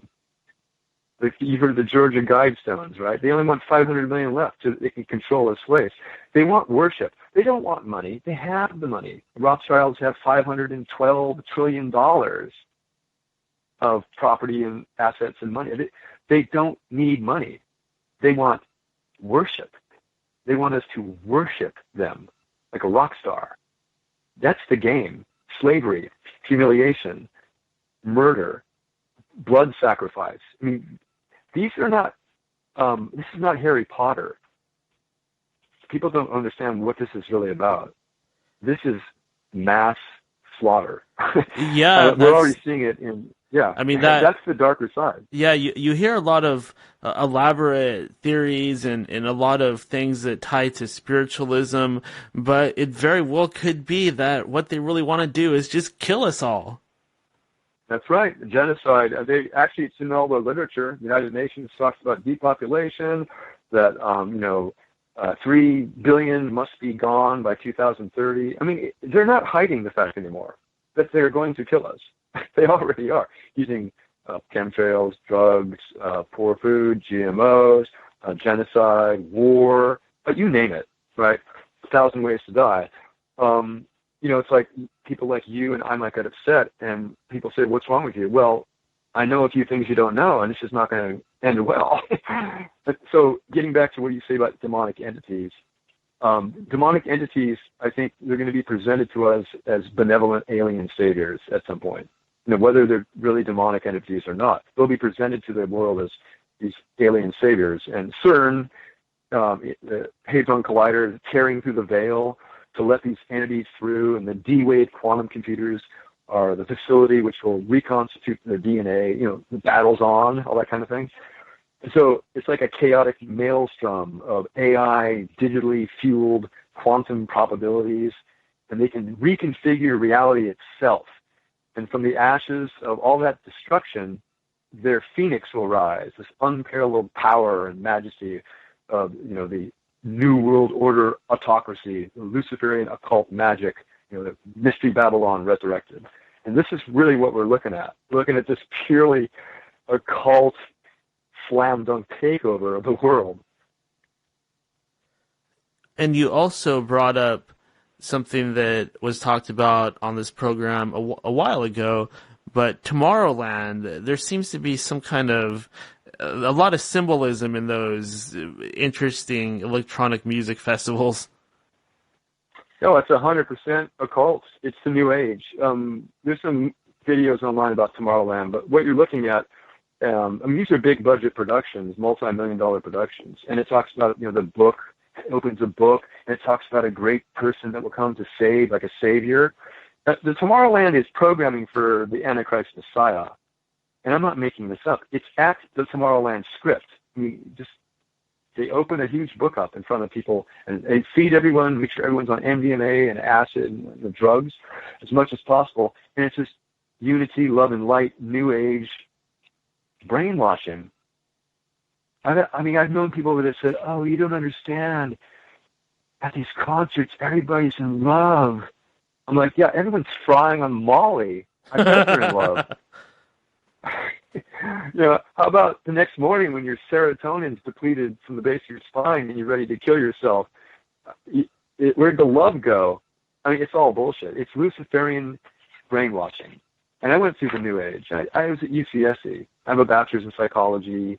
I studied music at UCLA. I did the drugs, New Age, yoga, tantra, kundalini, meditation, Zen, tarot, numerology, Luciferian study. I know all this stuff from college. And so looking back, and I was really anti-Christian because, let's face it, everything we know about Christianity was taught to us by Satanists. That's really what we learned most of everything. Some churches are, of course, fine. I'm just saying the Jesuits and other secret societies, Freemasons, have infiltrated all churches and all organizations and media and education. Everything we know and we hear about Christianity is negative because the Satanists are propagating it and teaching it to us. So wouldn't it be to the benefit of a Satanist to paint an unfavorable picture of Christianity? And I'm not trying to turn anyone to a Christian. I'm just saying when Christianity teaches love and mercy and forgiveness, and people think that's evil, you see the inversion? That's a huge inversion of logic. If I told you that the doctrine of my church is loving each other, helping, creativity, forgiveness, mercy, and an infinitely loving God that will rescue you. Okay, and would you say, "Oh my God, that's so wicked. You're going to kill everybody, aren't you?" No. See, they've inverted the whole thing, and they've hijacked it. And now what does Luciferian teach? Love, light, and unity. But look at the fruits. Drug addiction, genocide, depopulation, elite autocracy. You see, the fruits don't jive with the love and light message. Yeah, it's interesting that the Catholic Church, it seems to be completely controlled by these Luciferians, and then there's the whole thing with Freemasonry with Albert Pike Right. and all of that. I even had a high-level Freemason come on this program before, and he pretty much said, yeah, at the highest levels there's Luciferianism, and it's pretty cool. You should look into it. Yeah, yeah, they're digging it. When you, it's like if you're at the top of, like, if you're a CEO and making bank, then you're really supportive of the whole hierarchy of CEOs at the top making a lot of money, right? But what if you're the guy that just lost his job and fired and is on the street? You're not so much in favor of that system. So if you're doing well at, getting all your brotherhood love from your Freemason buddies, yeah, sure, you're going to paint a rosy picture. It's Rosicrucianism. It's mystery schools. It's Kabbalah. It's all of them mixed together, They got it all going there. And you got the Skull and Bones, right? You've heard of Skull and Bones. Oh, yeah. Where they pretty much manufacture heads of state and presidents. Both Bushes came out of there. George Kerry. I mean Clinton too. Like, what are the odds of all these presidents coming out of a group that's, it's got like 18 people there, and it just asks odds that you have presidents coming out of a little tiny group. They're being preened, and heads of Goldman and Sachs and Wall Street, and then Goldman and Sachs merges with our government, and so it's all in bed together. And then at the top of the spider web, you got Rothschilds and And then beyond that, you got the 13 bloodlines of the Illuminati, which goes back to Egypt. It's like the pharaohs had power, and they didn't want to give it up. So they just kind of like transmutated into, they changed the last name, they migrated over to Great Britain. You know, like the Nefertiti or Cleopatra had a staff and an orb. She'd hold an orb, represented her power over the world, right? And the staff was like, who knows? Justice, power, beating people, I don't know. You go to England, and underneath the chair of the queen is an orb, or a scepter or a staff, and an orb. It's the same thing. It's like the Egyptian hierarchy changed the name. They interbred Mongoloid sons and daughters, and they migrate over to England, and they start the English, the British Empire, the Windsors. It's all the same bloodline flowing back. And then people say, oh, then the Anunnaki and Enki, and you have all these, and the Nephilim. It just keeps going, this story, this narrative. Do you think there's any possibility of things breaking down to the point where there is some type of like Mad Max stereotypical end times type of thing going on like that, the dystopian wastelands?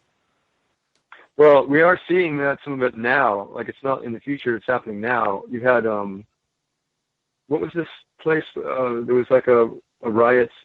I forgot. There was black people involved. There's a riot. That sounds like a lot of riots, right? But it was a famous one. The name escapes me for a second. But then you have in Florida, and you had, there's these hot pockets all through the United States of revolt and riot and killing, okay? And then other countries have that going on. It's like the Middle East is Mad Max. People think it's a war. No, it's a run for your life, dodging bullets, mayhem of genocide. And the Gaza Strip and Palestine is getting genocided by the thousands. There's like a little kid with a rock. He's 11. He's Palestinian kid is throwing a rock at Israeli soldiers with tanks and AK-47. They're just mowing them over. It's not a war. It's a genocide. So, yes, the Mad Max is alive and well. It's happening. We just, I'm sitting in my room, I'm pretty cozy. I had a sandwich earlier talking to you. Get some notes here. Everything's kind of groovy, but the rest of the world, it's not that way at all. And so I think it's going to come here. It's going to hit our shores. It already is. And, yeah, they're going to try to control it with surveillance and police, but there's going to be a lot of death. A lot. You got all the right-wing gun owners. They're not going to give up their guns. They're already creating all these crisis actors, psyops, these schools getting shot up, all this stuff that's, I think, just psyop, And so people are told to get their guns up, and it's not going to happen. So, yeah, something's going to snap, I think, at some point. It is kind of snapping now, but I don't know, what is your idea on that? To throw it back at you. Yeah, that's something I've thought about quite a bit.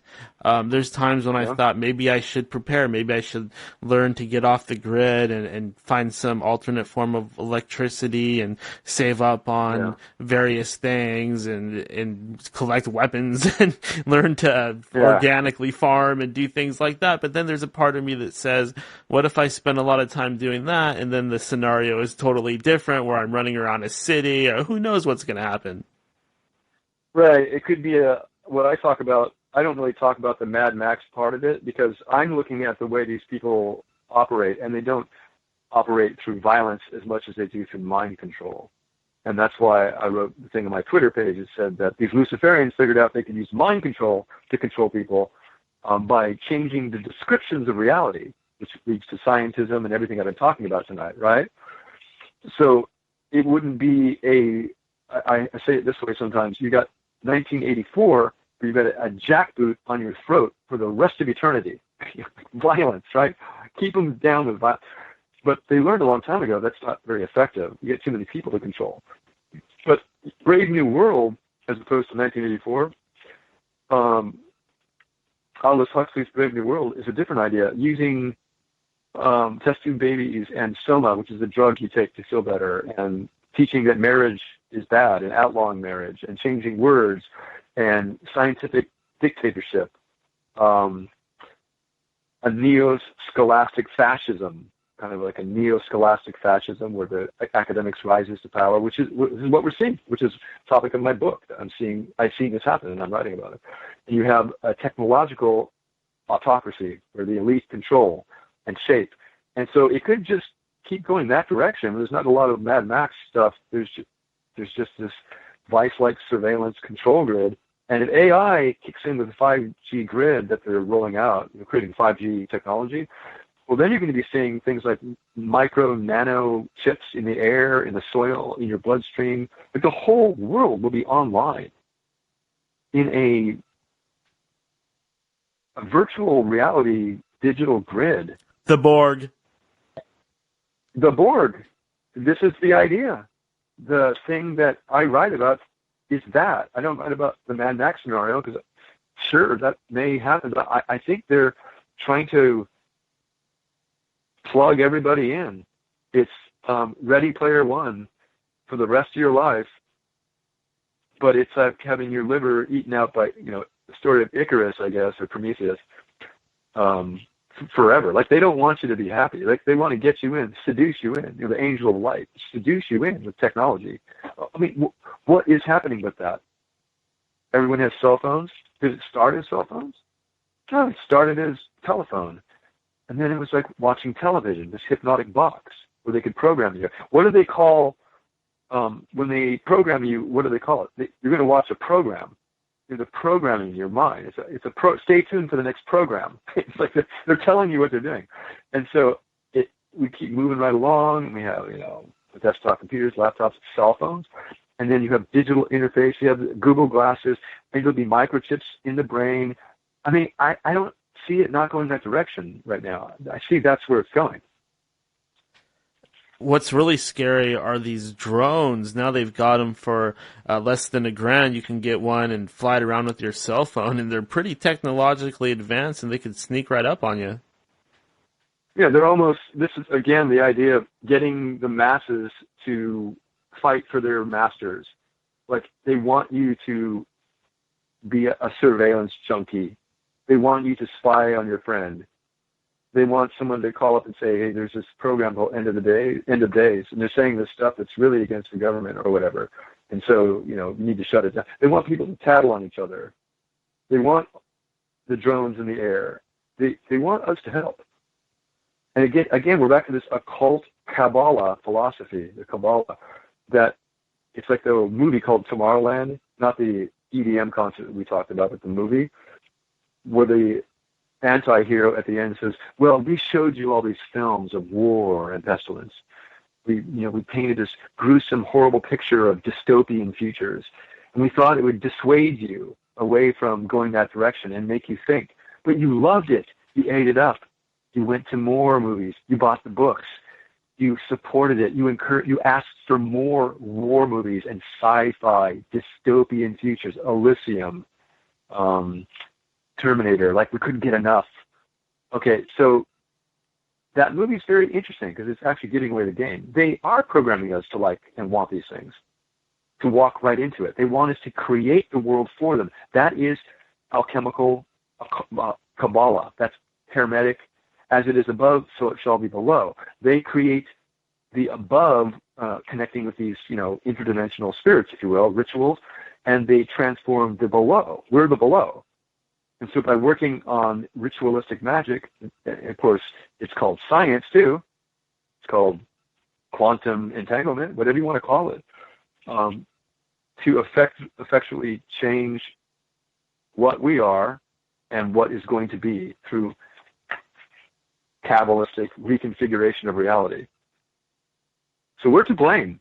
I mean, we're less to blame because we're exposing it right now, but we're to blame. We're all kind of to blame. Yeah, absolutely. And I do finally have to draw things to a close, Greg. I do thank you very much for coming on, but before I do that, I want to go ahead and just open things up one more time, let you hop on that soapbox if you wish to do so, and say whatever you like to my audience out there, and please feel free to follow that up with anything coming up, anything at all, websites, Twitter, anything you would like to plug. Okay, well, yeah, I do have a Twitter account. It's the Scientism Delusion. It's Gregory Garrett, and you can talk to me there anytime. I end up talking to a lot of people all the time, and I really enjoy it. So you're always welcome to be there. As far as kind of like wrapping things up, there's a lot of grim realities we're talking about, and that's kind of like the bad part. But we need to kind of break the chains of a tyrannical self-consciousness and like merge into something a little bit deeper than this, because this is a hellish scenario. So the New Age techno-spiritual digital singularity that Ray Kurzweil is kind of reconfiguring for us, this techno-psychedelia avatar we uploaded to this universe as a digitally interlaced psychonaut, all that stuff that's going on with some of Jason Silva's terminology.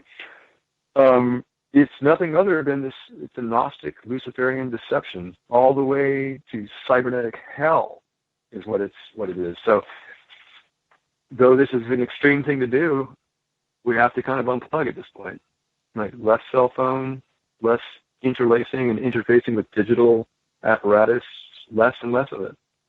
And that's pretty much the whole thing would fold. The whole New World Order, the whole agenda would fold if people unplugged. It's that simple. And so that's not going to happen overnight. But I think the more we talk about it in those terms, that we need to stop supporting, like some people say, don't support banks, and then you don't support the tyranny. Well, that's true. That's correct, actually. And they say, well, let's go blockchain. Well, blockchain's digital. Well, we're back to the controllers. They want digital, so that's not the answer. So what is it? Well, it's disconnecting as much as possible from the system they've created. They've created an artificial system for us to inhabit. They've created the rules, regulations, and parameters for us to navigate. So we have to disconnect as much as possible from their game. And so without going into more detail as to how to do that, each person has to kind of be awakened, heads up, and creative, and figure out a way to disconnect from that system. And that's my final thought on that. Excellent. Greg, thank you so much for joining me here on End of Days Radio. I had a great time. We definitely went over our time, but I thank you for staying along with us and filling our minds with so much unique and interesting information. And I definitely like to touch bases with you in the future, whatever you have going on, whether it's another book or anything. I'd definitely like to have you on this program again. Oh, thank you, Daniel. I really enjoyed all of it, and I'd love to do this again anytime. Just have me on, and I'll do it. Absolutely. All right, awesome. I like it. And with that said, you have a good night, my friend. Okay, take care. God bless, Daniel. Bye-bye. And there you have it. That was tonight's special guest, Gregory L. Garrett. Fascinating stuff. My God. My mind is completely blown. I don't even know what to say. But what I do know that is going to happen is we're going to take a little break so I can collect my thoughts and take a little wee-wee and drink some water and eat this little snack I have. And then we'll kick things back into gear. There's still some show left. We've got some things to talk about. Don't forget, we got another show tomorrow morning. So be ready to get up early for some more End of Days Radio. For now, let's listen to some music. Of course, you people that listen to the podcast version, you're not going to hear any of this. You know what, though? I'm really starting to think, should I just start leaving this stuff in? It's not like these darn YouTube videos make any money anyway, so why am I cutting out all of this great music that I could be giving exposure to? I'll think about it. We'll see. Hello, and welcome back to the End of Days. This is your host, Daniel. Daniel, who is here to tell you that I love you guys. Let's go ahead and get started with our, what do we call this? The news and wrap-up segment of the show. Sometimes we'll call it the listener roundtable. Get some people on the line. Talk back and forth a little bit. All kinds of things happen here on End of Days. because this is the end of days indeed. So usually during this part of the show, I'll start off by talking a little bit about what's going on in the world. The news, right? What's happening? What's everybody up to? What's everybody talking about? What are the hot topics, right? We got to cover the hot topics. What's on everybody's mind? The stuff that people care about. We don't just talk about conspiracy stuff on this program. We don't just talk about what's inside the rabbit hole or the rabbit's hole, however you like to say it. We talk about what's really relevant during this time. It's just a short part of the show. It's not, it's just 5%, if even. So that's not what this show is about. But we talk about what's going on. Because this is a radio show, and that's what you do. People want to talk about and listen to what's going on. And it seems that the biggest thing that everybody's talking about right now is still Donald Trump. It's still Donald Trump. And the latest thing is pretty weird. It seems that he has been messing around with some porn star named Stormy Daniels. And his campaign team gave her a bunch of money, might have threatened her or something like that. He's saying it's not true. But this story that she gave in this interview, it's so creepy. It sounds fake. It sounds completely made up. But it's really creepy. It seems like it's meant to embarrass our president, Mr. Trump. The part about he was talking about what a big man he was and all his success and wealth, and she told him, "Does that work on all women?"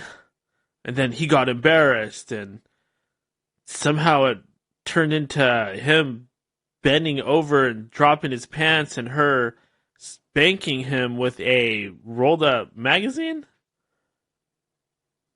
Yeah. First off, I don't think that this is true. That's freaking weird, right? I just don't imagine a conversation actually happening that way. I can't... when I hear that, it sounds like some made-up lie, like something somebody would make up. So it sounds like something somebody would make up, right?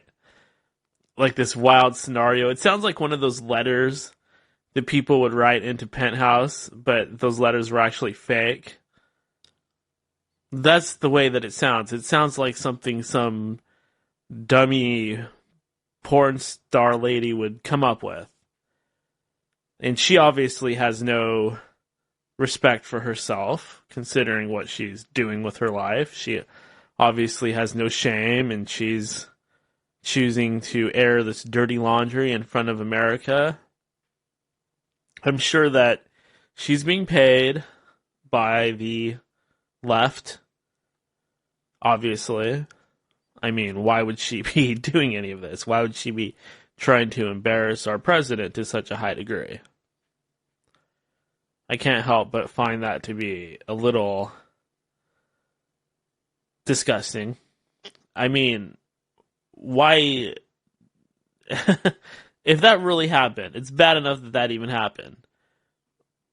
But why tell this disgusting story to the whole country?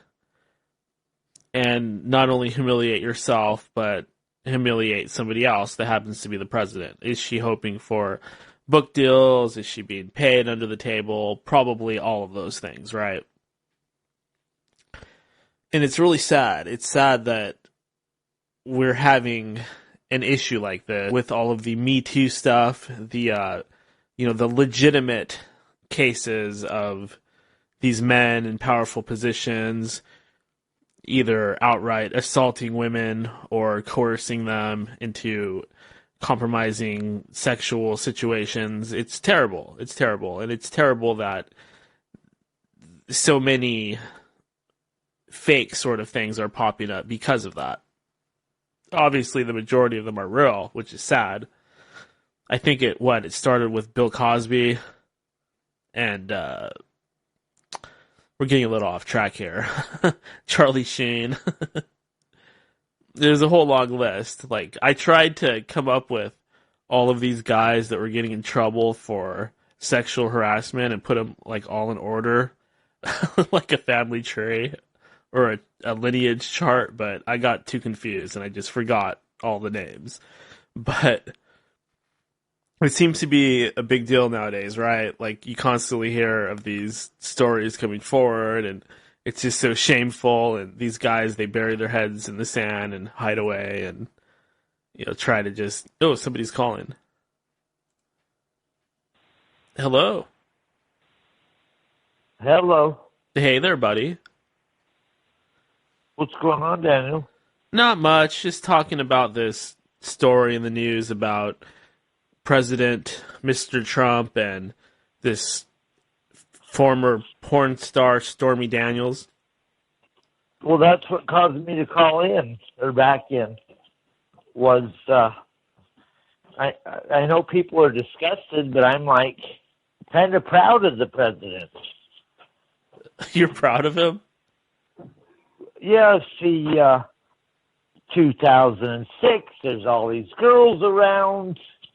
He's the number one show in the world. He brings a magazine out. He says, hey, ladies, have you seen me on the cover of the number one magazine in the world? And Stormy Daniels, the big boob blonde, is like, oh, Trump.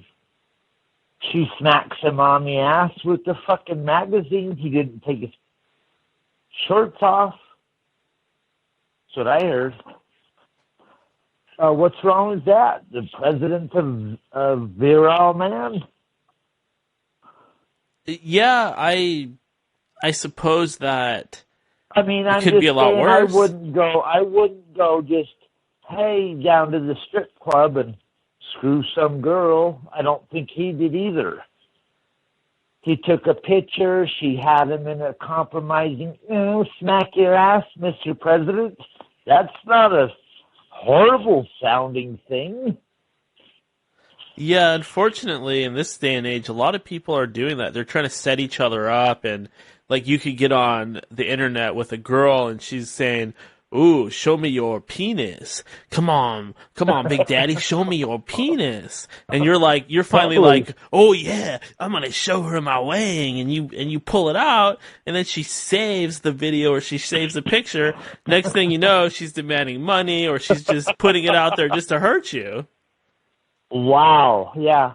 I got friends, over the years that were on the internet that are like, when the social media was young, before we all, learned that they're just screwing you the whole time. I knew they were screwing you the whole time. But I had friends that like, oh, it's a real girl. She's interested in me. I'm like, that's not a real girl.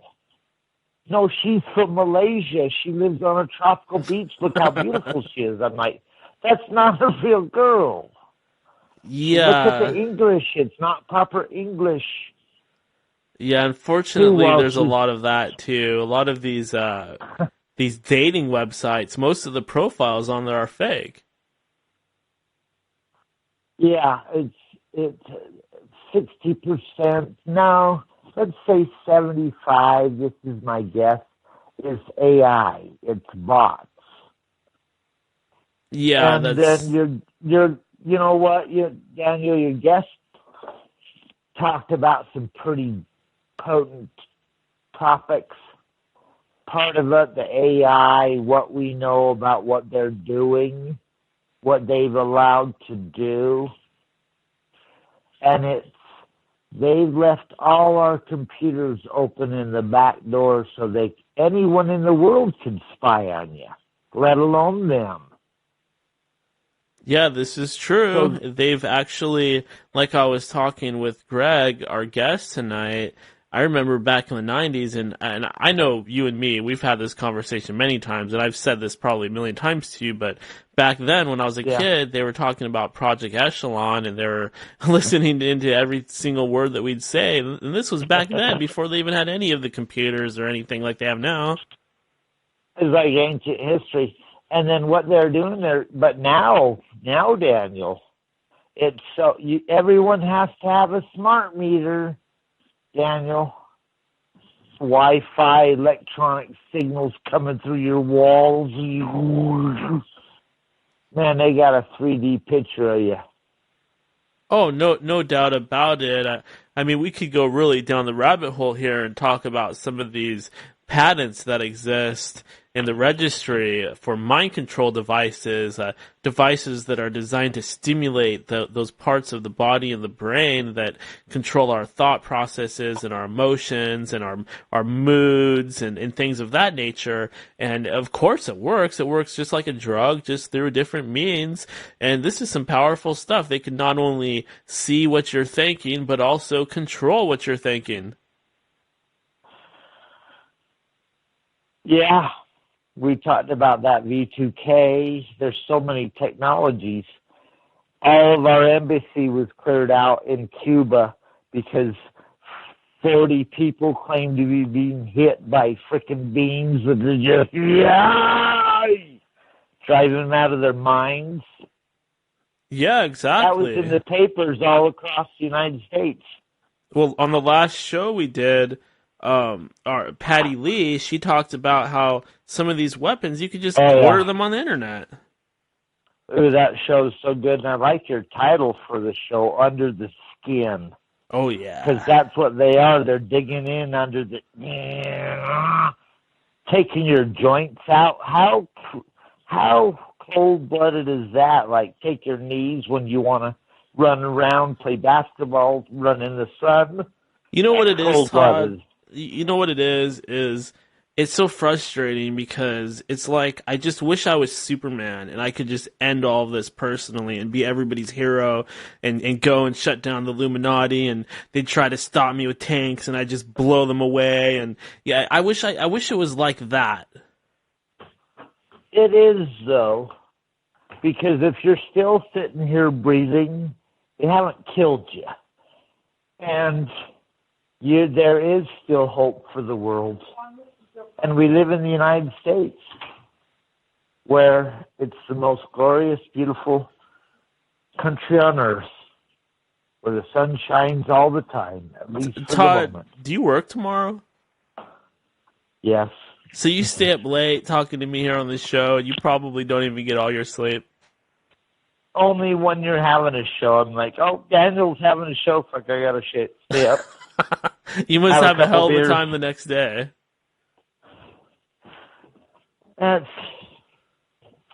Daniel, I live on the wheel that goes round and round and round. The same thing over and over. It's okay. It's good. I'm blessed. Yeah, definitely. It's just I feel bad because you probably have to go to work and you're probably shit tired. Oh, fuck work. On occasion, you have to say fuck work. I mean, as far as I'm going to stay up for 2 more minutes and listen to the end of days radio because that's the coolest shit going. Yeah, I appreciate that. I think you're right. Yeah, it's so cool.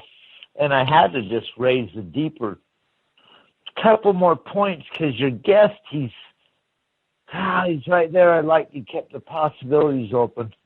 Go one step deeper. Hey Todd, you got time for a news story? Do you have time for some news? Oh, please tell me a news story because I waited up all night for your show. Okay, this is from the Baltimore Sun. My one friend said, "God, how late's this show go?" I'm like, well. It could 5 hours. He's like, "There's no way." Yeah, not tonight. I got to wake up early to do another show, so it's going to be extended. But tonight, not going that late, definitely. But let's move on and cover this story. This is from the Baltimore Sun, and it says, Please. "Yes, a Chinese space station is about to plummet to Earth." Here's why you don't need to freak out. So this Chinese space station known as Tiangong-1 is expected to fall out of the sky, but most of the 18,740-pound space lab likely will burn up in the atmosphere, experts said, but not all of it. Between 10% and 40% of the station's mass probably will land somewhere on the planet. As of now, nobody knows where. Even predictions made 24 hours in advance about where the space station debris might wind up could be off by thousands of miles, said William Ayler, a researcher at the Center for Orbital and Reentry Debris Studies at the Aerospace Corp in El Seguino. Well, he says, don't worry, the chances of Tiangong-1 causing serious injury to anyone on Earth are extremely small. But I see this picture here, and it's showing the space station, but it's not the actual space station. It's a CGI depiction of the space station. Yeah. And I've looked into that Tiangong-1. Uh-huh. They call it the Heavenly Palace. It's so big. Oh, really? I didn't even know the Chinese... I didn't even know they called it the Heavenly Palace. I didn't even know the Chinese had a huge space station like this. Oh, yeah, it's been watching us and everyone else. You know that Judas Priest song, Electric Eye in the Sky? Well, China has one of those, too. But that's coming down, and it weighs a lot. It's been there a long time. They say only one person's been killed, Daniel, in the whole history of satellites, and even though there's thousands of them up there and they fall all the time, only one person's been hurt but not killed. They say only one person got hit by a piece of debris, but no one's ever been killed. It's a totally safe thing. Thousands of satellites flying above our heads. Yeah, that's the thing that bothers me is I hate to always go back here because I know it annoys the crap about a lot of listeners out there, but I'm looking at these pictures and once again, they're all artist depictions. Why can't somebody just take a picture of it? I hate that part. Why can't they show you a picture of the satellite? Yeah. How about they show a picture from the satellite of the Earth? No, it's always airbrushed. Yeah, precisely. Yeah, it's horrible. Yeah, you have all of this stuff that's supposedly in space. Why can't it take pictures of each other? Why can't one satellite take a picture of another? Or why can't an astronaut pop out of there and take some cool pictures? And why is it always... Or their high-tech telescopes on Earth can't take a crystal clear picture of the shuttle or the frickin' space lab or the... Right, Daniel? You know these giant telescopes? Yeah, They can't give you a clear picture either. It's all CGI, and then you go, well, why would they do that?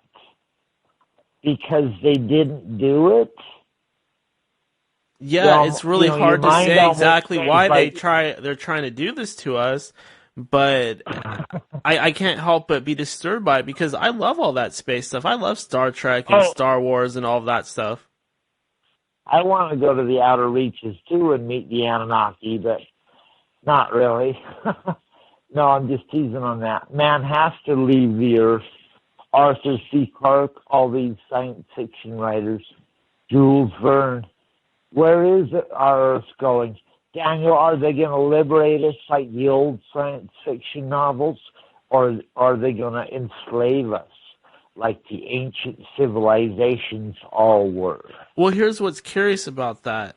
Those guys, they were writing about this stuff before we actually even went up there. Well, the up there's always been there, you know. Yeah. Look at the moon.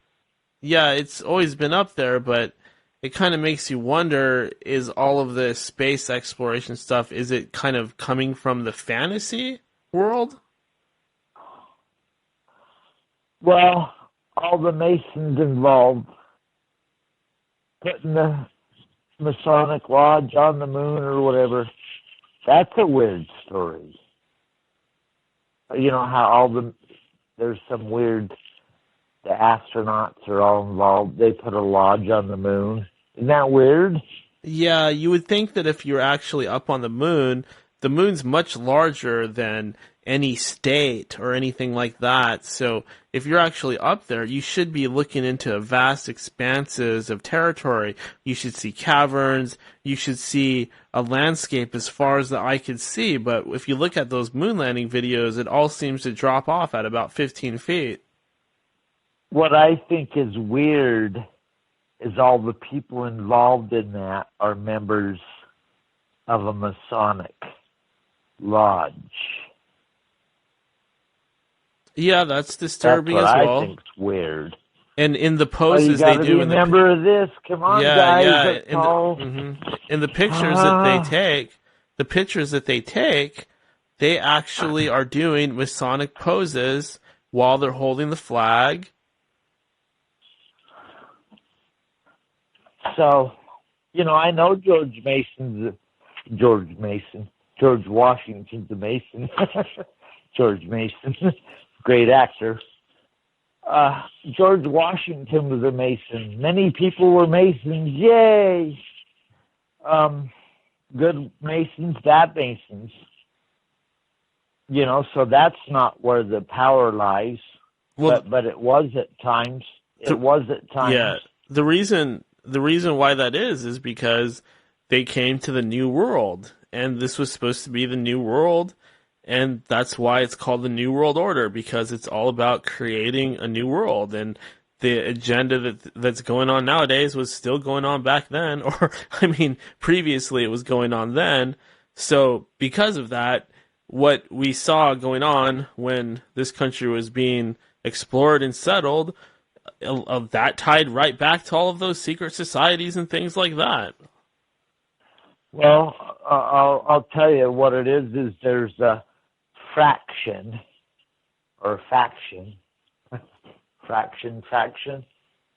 that ensues riots and overthrows countries and governments, and it's the rebellious faction. That's what your guest earlier was talking about, was the lodge in Paris, the Masonic lodge in Paris was the one that got the bad reputation. During the French Revolution. What do you mean? The Masons. They had a bad reputation? It was, during the French Revolution, it was the Masons, the Masonic lodges in Paris that were got the worst reputation because they did all the executions. Oh. Mm-hmm. They were wild Masons. Yeah, weren't they behind that whole thing, the French Revolution? Totally, and they're like, we're going to get these leaders that have been screwing us forever. Yeah, and everybody went, yay! You know how we talked about that, Daniel? Oh, yeah. That's kind of what I was saying. Yeah, that's what I was telling you that they're going to do to us in the future. They're going to take all these leaders of the Illuminati and all these various factions and the Hillary Clintons, and they're going to hang them all in front of us. And what happened was the worst thing you could imagine, because everybody started getting hung. Yeah. On the French Revolution. Yeah, exactly. It turned out bad. I think that could happen again. Like, they could take all these Illuminati people that we're trying to fight against, and they could hang them right before our eyes, and we'll think it's all over. We'll think that we won, but then something's going to take over that's even worse. Well, at one point in time, they did that as a political gimmick. That the people were satisfied. Yeah, right on. We can move on now to our next corrupt system. All right, Todd, it looks like we've been going a little while. I'm going to have to cut this show a little shorter because I got to do one in the morning. So I'll talk to you later. No, it's a great show, Daniel. Thank you. Bye. And that was Todd the Bod coming at us from the salty state of Utah, where the Mormons play. So... now's probably a good time to read a letter from a listener. This is from Jackson. He says, Daniel, Are you mad, bro? Question mark.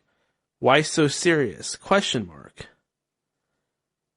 I didn't know that I was mad. I don't think that I'm mad, am I? Am I mad? I guess I'm kind of mad. I am mad at the Illuminati, and I am mad at the people out there that oppress others, whether they're Illuminati or not. I'm mad at them. I'm mad at the state that the world is in. I'm mad about all these stupid people on Twitter talking all of this bullshit, all this stupid crap. Like, you could tell it's all a psyop, and they're just buying into it. I hate that shit.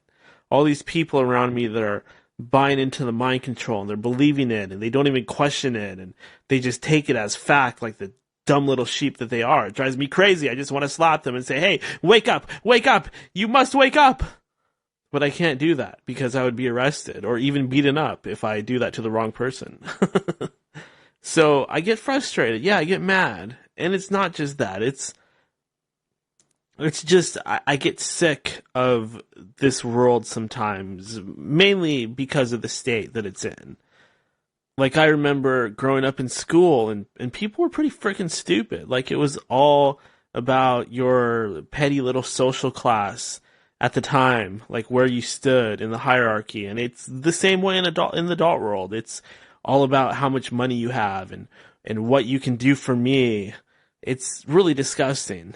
And I hate being part of all of that. This greasy, slimy, materialistic, dark energy vampire pyramid of assholes that are all feeding off of me.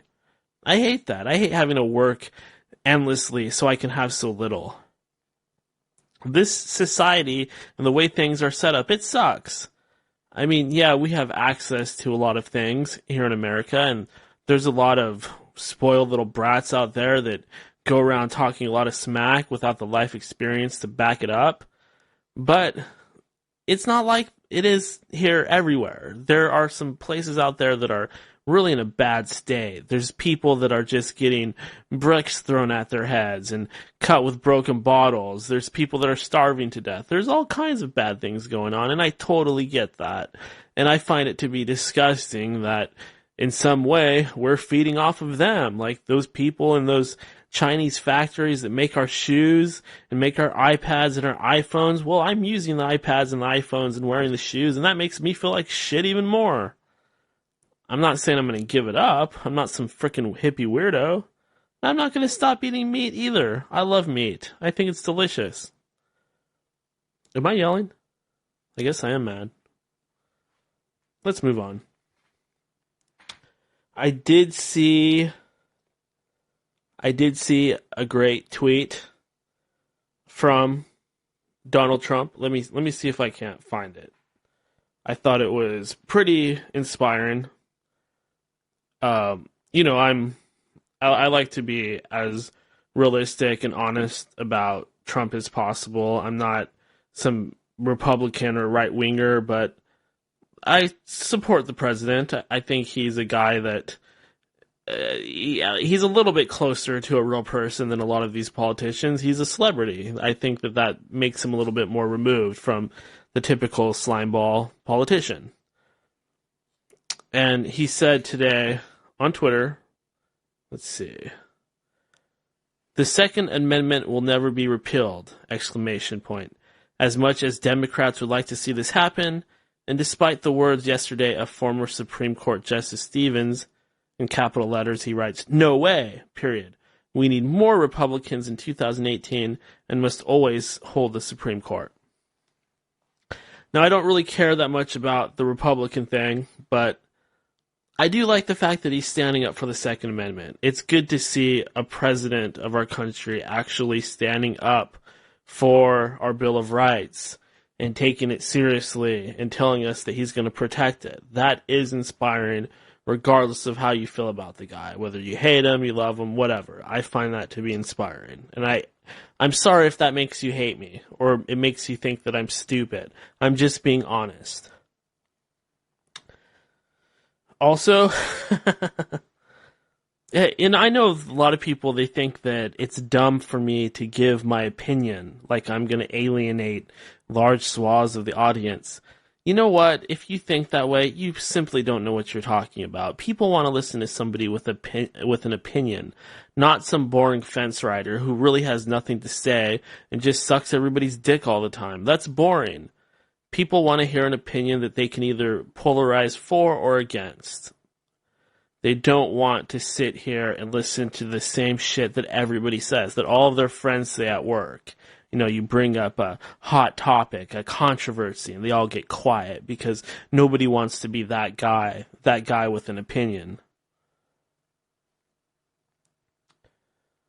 Also, what's kind of funny is I've been getting more and more calls just throughout the day. I think the app for Skype is connected to my cell phone, so people are listening to old replays of the show, and they're calling me. They're trying to call in, and it's just funny. If you do that, at least leave a message. Like, say something funny that I can play on air, or talk about the show, or leave a comment, or something. I want to start doing that. Leave me messages. Call in. What's that number again? Call in at 209-348-9810. 209-348-9810. Or add NinjaShoe777 on Skype. And if you call me and I'm not on air, leave me a message and say something. Give me something. Don't just hang up. And of course, there is the... Ooh. I'm not sure if I should save this topic for next time. I had this whole thing I wanted to talk about. There was this crazy sort of story that I read. And it's about these murders that happened in Scandinavia. And they were centered around heavy metal music. And it's really some dark yet fascinating shit. And I wanted to talk about it, but I think I might save it for tomorrow because I want to prepare a little bit more. So I suppose stay tuned for that. Like I said, I can't go that long tonight. And I still haven't done a mind-blowing moment of the day. So, you know what I'm going to do? Because I do have to cut this kind of short and rush through things a little bit. I'm just going to kind of, instead of saying this is the exact moment of what Greg said, I'm going to say that the mind-blowing moment, or the thing that was really mind-blowing for me, my biggest takeaway from that discussion was the stuff about Babylon. Because every time I start this show, I say, from the broken ruins of Babylon. And I've been doing that for 5 years or something like that? How old am I? Yeah, long time. I really went from boy to man in that period, where I was already a man. I turned into an older man. But it just draws it all together when you think about it. Babylon the Great, in all its splendor, with all of their incredible civilization and army and their magic and their knowledge and their wisdom. It's pretty amazing when you think about it that we might actually be doing the same damn thing that those people were doing back then. Just messing with all kinds of stuff that we shouldn't be. Like this CERN. Once again, everybody go watch an anime called Steins Gate. Watch it on Crunchyroll, order the Blu-ray, do whatever you have to do. Watch this show. Even if you're not into Japanese anything, or you're not into anime or manga or anything like that, watch it anyway, because this is all about CERN. So, I kind of went off track there, but seriously, it's some cool shit. Also, in the news, I did want to talk about this a little bit. I guess a lot of our factories here in America have been closed by the Chinese. They're doing so much of the production now and so much cheaper that there's hardly any factories left in this country. And that's not good, because you take those jobs away, you take that labor away, and what you end up with is just a whole population of people that are far more desperate to find work, and they have to take shitty jobs because you can't get that cool job at the factory anymore. And that sucks. That's something that we should all be concerned about. I mean, all jumping down the rabbit hole type of thinking aside, there are ground floor level things that we need to think about. Like, Cousin Billy needs a job. My neighbor needs a job. This homeless guy over here needs a job. All the talking about reptilians and stuff like that all day is not going to get that guy a job. We got to figure out some real world solution to help this guy out. Now, there might be an occult side to it because maybe he's a homeless guy that's talking to demons. Then we might have to perform an exorcism, get the guy cleaned up, sprinkle some holy water on his ass, and get him back in tip-top shape. So there is a connection there. But we do need to do something. And that's what's really important. All right, you guys. I've went way over what I was supposed to do tonight, as usual. I just had to sit here and keep running my mouth. So I'll see you guys in the morning. I'm going to get rested up. I'm going to go lay in bed. I'm going to play a little jerky jerk with my pepperoni stick. I'm just joking. You guys know I don't do that. I'm not some kind of pervert who touches himself. That's a sin. It makes your palms grow hairy. It makes you go blind. I can't see. Oh my God.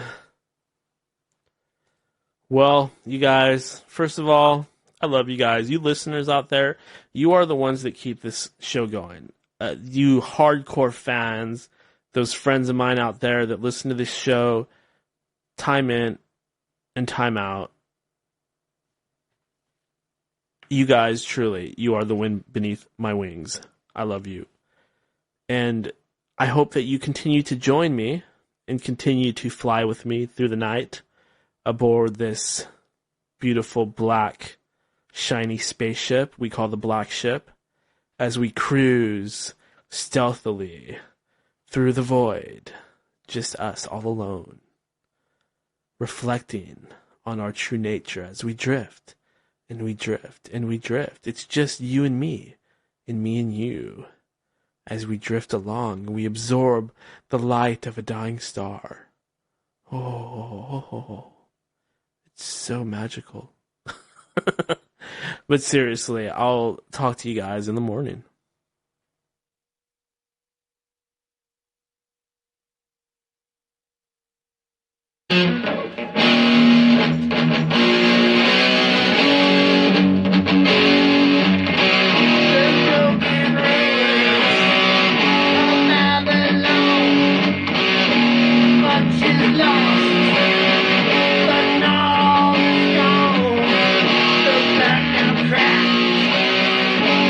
Yeah.